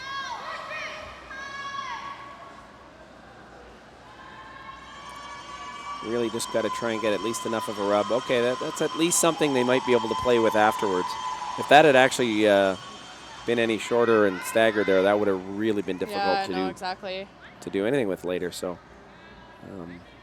What would you play here? Just trying to see if we could hear them, the hollering. I think they're double guarding the center line one. No, or maybe the the side one that Katie Shaw just threw. I think I'd like a tap and try to angle it, leave the shooter there just on the other side of the center line. And yeah, I think another option that none of them were really looking at is just coming around that corner guard again. You come around. Oh, this looks like it actually picked something up. Yeah. Well, the one rock that I think is a concern right now is the one they might end up guarding accidentally, which is the PI stone that was just thrown. And they did. So, in a strange way, that actually might be the best shot. Because looking at that, if they had made a play over on the intern side, that was still available. Now it's not. This hole looks pretty big, but I think in reality it's actually a fairly tight hole. Got to make sure you have good rotation on your rock to make it through. When you've seen that it will really catch a big swing there, depending on the weight, just as it's coming up near the center, the near hog line. That's the biggest difference in arena ice, I find, is instead of that gradual curl that you see on club ice, it's all late finish here, so it's more like a J curl at the end than anything else.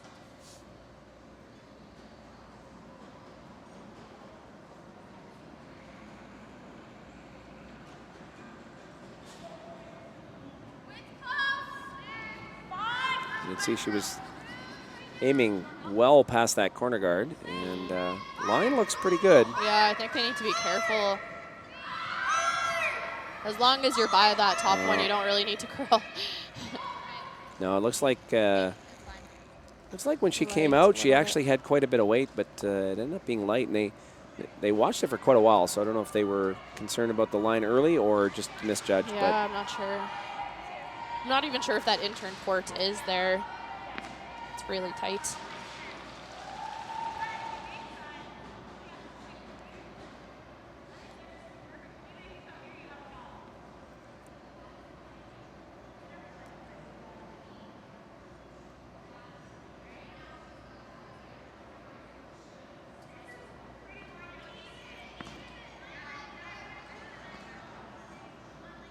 So in this team, it looks like Celeste Elite is the one who comes down with a little bit of advice, and there's always not always both front enders, right? Usually there's one or that likes to come down and represent the front end. You need at least one person. I think it was Ian Tetley told me if the reason he used to jump up and provide some advice was because Papero never was too quiet. So he felt like he had to. If there's one person on the team and they don't necessarily have to play back end, knows a lot about strategy or how rocks react, definitely an advantage to have them come and talk for a little bit. No, they're just playing a straight guard then? Yeah. I think so. I think they want to be a little bit tighter to the house, though. Block that path that I'm not even sure is there, but it does start to look like PI might be looking at a double raise. Yeah. Now, the one thought is, if you're PI, is there a way to actually you might be able to nose these back here. Well, that's what I'm thinking. Maybe get an inside roll. At this point, if you can just get second shot somehow and make it difficult for them to make a play on, it might actually be hard for them to get two.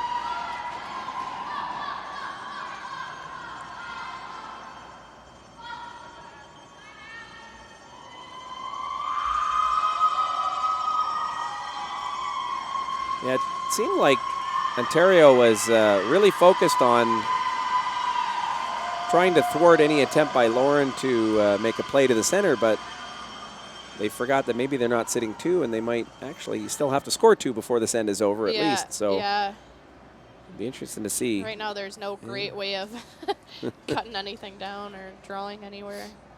Well, they are looking at the double raise right now.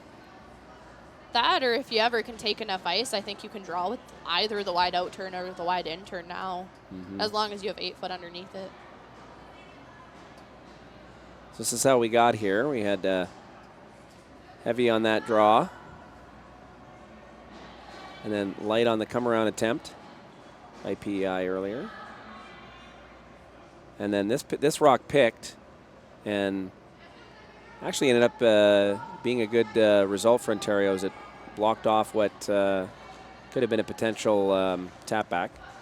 And now that was an intentional guard to block off the port. And as you said, Selena, maybe it wasn't even there. A very difficult draw. So it does look like PEI is playing a hit on those two stones, or are they? I think they are playing a hit, a quieter weight hit to make sure they get the inside roll, or at least partially buried. Well, if they can't get second shot and it's buried, it's going to be interesting to see what Ontario's left with.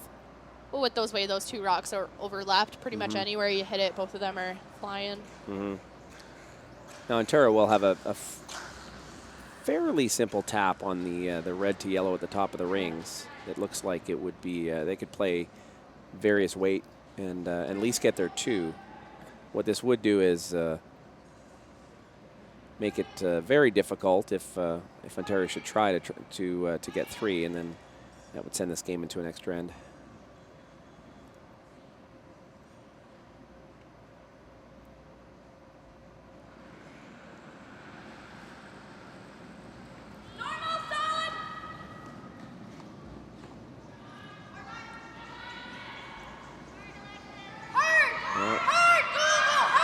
Attempt to get the inside roll here, and it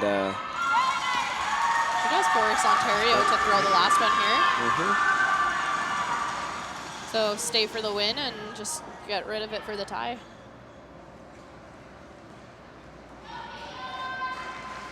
It's nice to see Lauren's rock go down that path. It helps you a little bit more.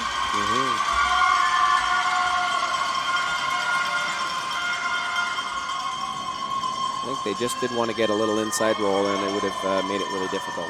Yeah. She was pretty close to that top guard as it was, though. I think almost to get that inside roll, you need to play a smidge less weight. Well, that was the thing. I think it seemed like a bit more weight than if you're trying to get that inside spin.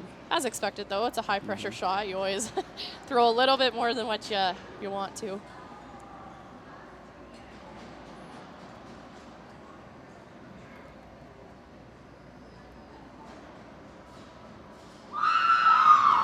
So this shot is for the win for Ontario.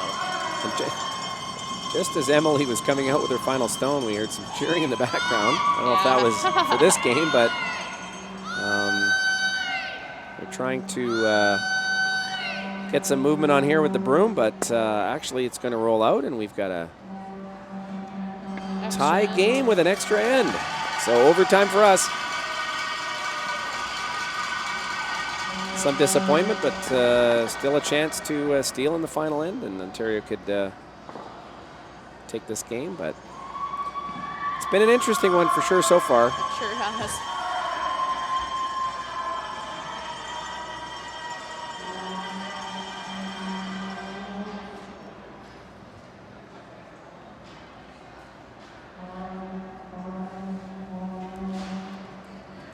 So I believe these teams do get 4 minutes and 30 seconds for the extra end. And that is thinking time. So your clock only runs when you are in control of the house, and it stops running as soon as your player is about to deliver the rock. I believe it's when they cross the tee line in their slide.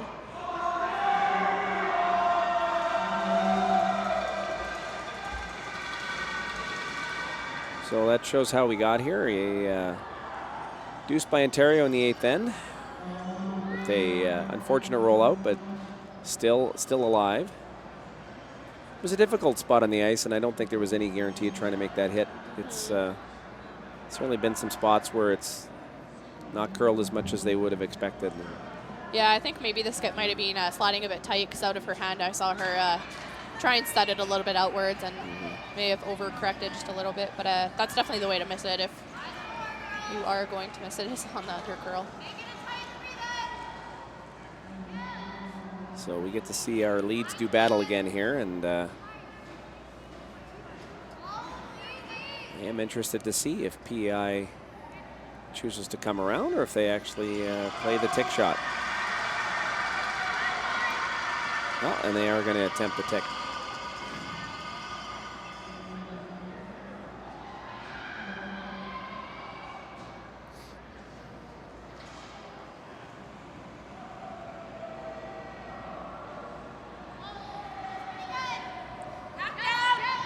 I always found it interesting as the free guard zone was developing where this wasn't a common play by most teams. And there was a lot of discussion about what the right play is. I think it's pretty clear now what it is, which is practice the shot until you can make it, and then just make it as often as you can. Beautiful shot, though. That fantastic, yeah. Makes it that much harder for Ontario to steal.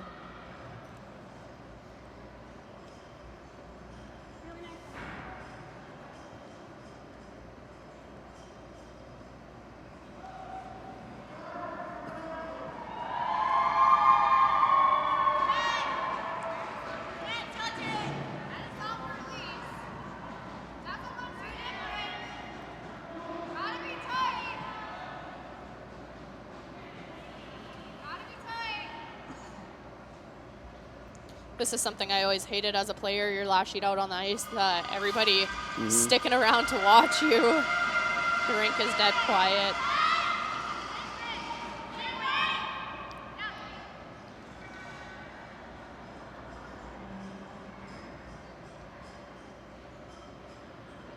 You're right. I almost feel like we should whisper now.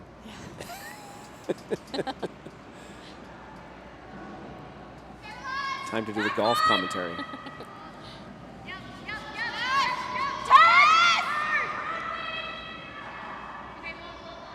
Well, this looks like it's coming up a little bit Might get cross more than they would have hoped, but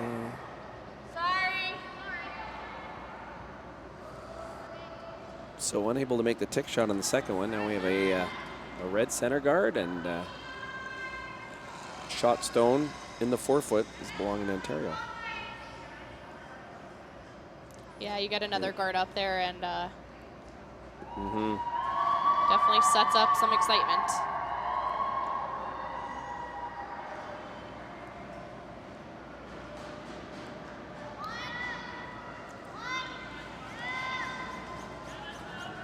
Jillian's first stone here. She's going to attempt a guard, but they're really trying to sweep this hard. It looks like it will get over.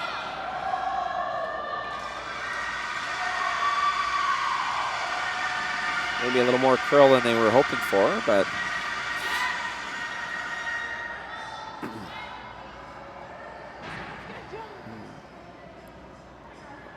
what are they attempting here? Just to I think the yellow, that looks like a lot of ice for the yellow peel, but not a but lot of ice for the red. But it's just, it has curled so much here that it's hard to say. And, yeah, it does. I guess it's smart ice. You Does play look like to they're just going pick the top one if you're wide. You I guess so, yeah. get the back red one. I mean, they could have attempted the double peel, and if you're lucky, you might even jam it back into the yellow, potentially. Have to hit it pretty thin, but instead they play it down the center line.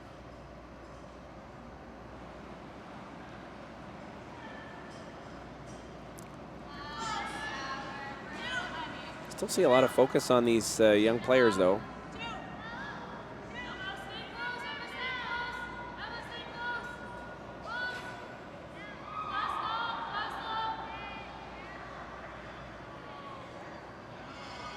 Certainly Ontario looked, you know, down a little early, but they never actually let down at all, and they fought back throughout the game and got a few breaks, managed to take it to an extra.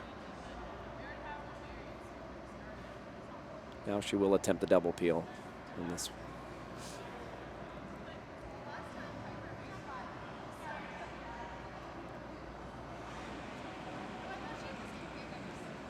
In situations like this, when do you think it's time to switch gears and stop peeling. Well, definitely on Skip's rocks more often now. You see teams think about that, right? And she does make a great shot by Sansa Stark.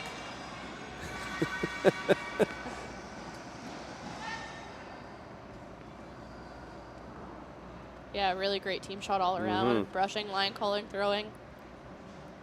This game would be easy if we could do that all the time.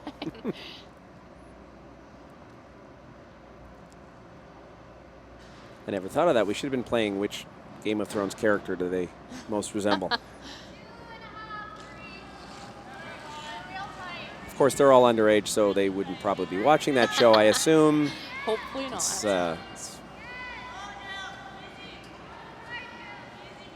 Has too many mature themes. The center guard here is pretty well placed. She kept sweeping it, and it just seemed like it actually curled maybe a little more than they wanted, but they're just going to probably remove the next couple. What are your thoughts on this? Because at some point you do see that Skips make a decision on when to go in, and rather than peeling right out. But I think it's definitely a personal preference. For me, I really don't like throwing peel and then having to come back with a dead T-line shot if you definitely get a crack at 2 shots. So it's more about the comfort of trying the shot on the first one, and if you don't make it or you're a little bit off, you know you might have something similar on the second one.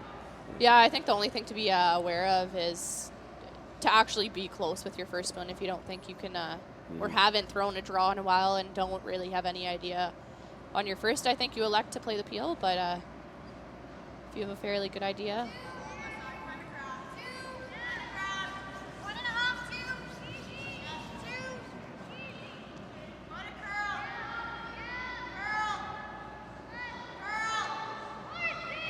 Actually, great work here on placing these guards too. When it curls this much and it's late in the game and you're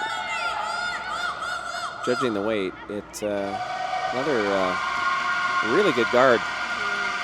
Yeah, throwing guards on arena ice definitely is not the easiest, because if you're 3 feet short or 3 feet heavy, it's not going to be where you want it to be. So Emma's done her job.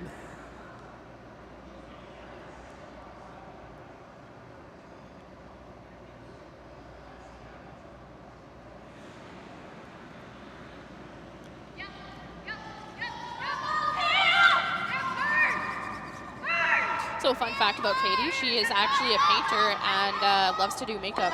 She has also worked as a makeup artist. And tough break there, as she did just nose the guard, and unfortunate not to actually remove the back yellow. Even just a rub on that and push it out of its position would have helped. So opportunity now to put a little more pressure on PI.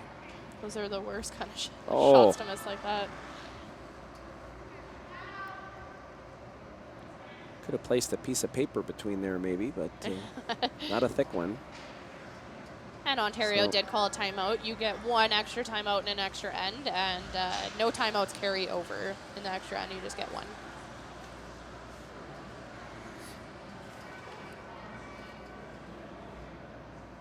What do you think Ontario coach is talking to the girls about?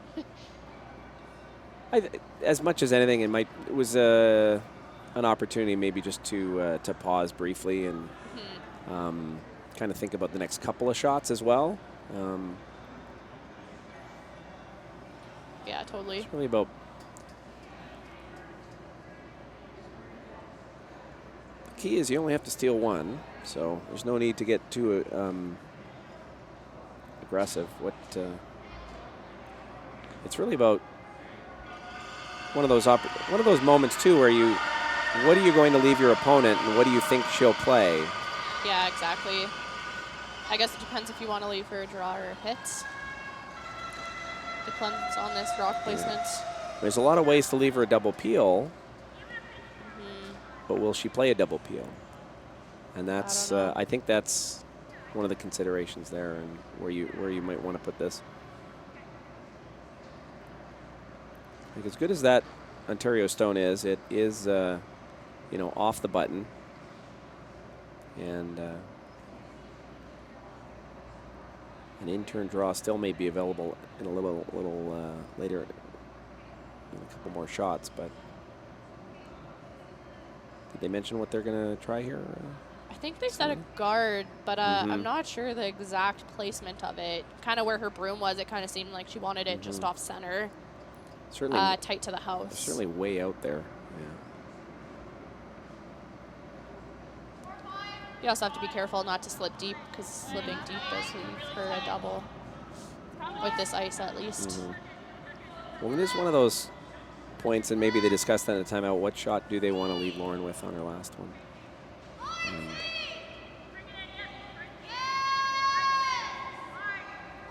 this is coming in quite a bit, actually. Not sure if that's how where they wanted it, but yeah, that still is a pretty good spot. Good spot. With that garden play, you're almost forced to play the draw.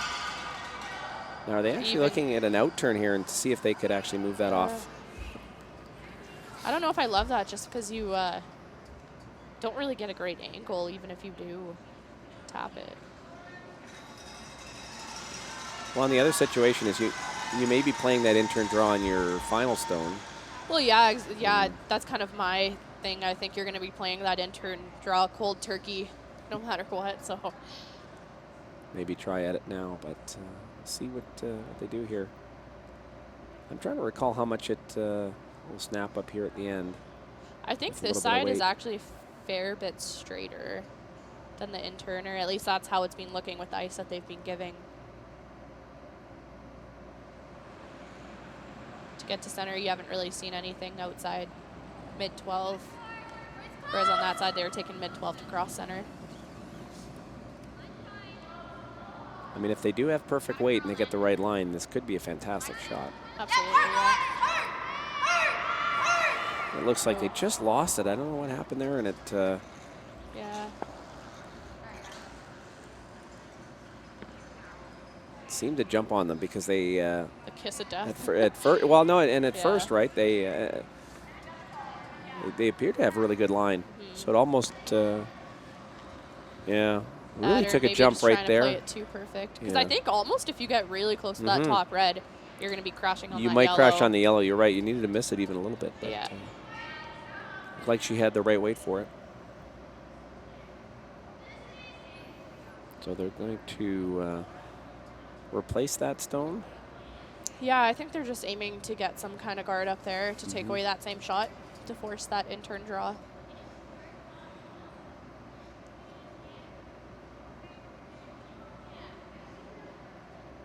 Definitely smart on this. She took a fair bit of ice. It's pretty hard to undercurl on this side.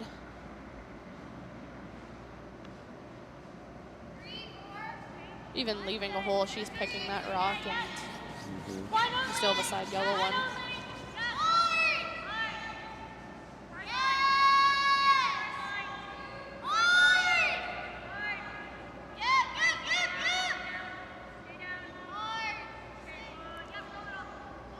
Oh, and they actually, a bit unfortunate there if they could have caught the red, but I think they've left the same shot. Certainly she could try the in-turn draw to the button if she wants, but she just played this. She definitely has more of it now, but I think it's still dead buried from the hack.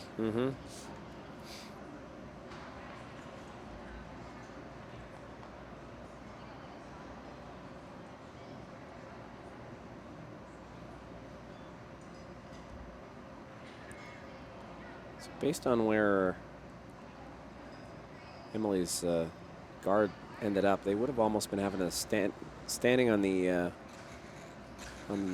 off the sheet. Yeah, yeah. To get that where it was. Oh, she's going to call a timeout here. Yeah, so Pat Quilty was calling timeout, and they did see it, so.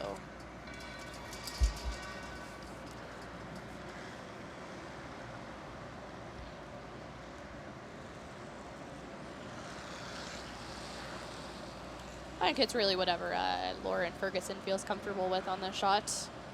I think both are equally as difficult.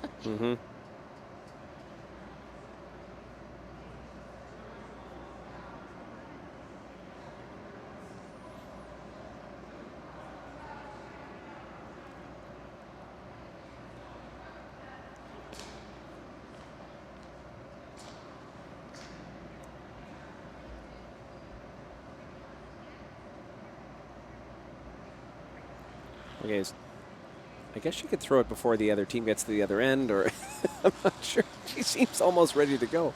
Yeah. Whatever it is, she seems pretty confident. Yeah, I think she's going to play that out turn. They had attempted it. So.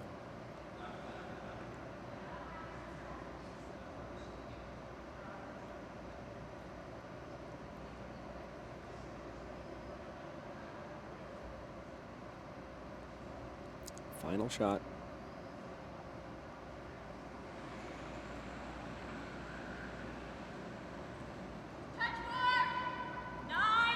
Calling back 4, I think.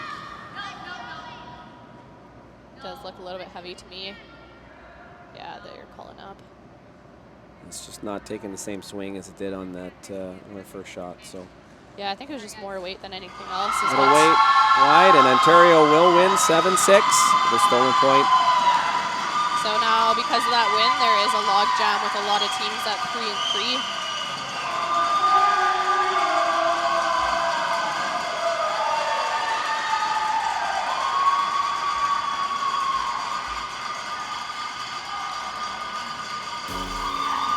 Awesome, thank you for tuning in. Tomorrow's game is, I believe, at 10 a.m. You can tune in to catch another game of the U-18s. Great, thanks for joining us.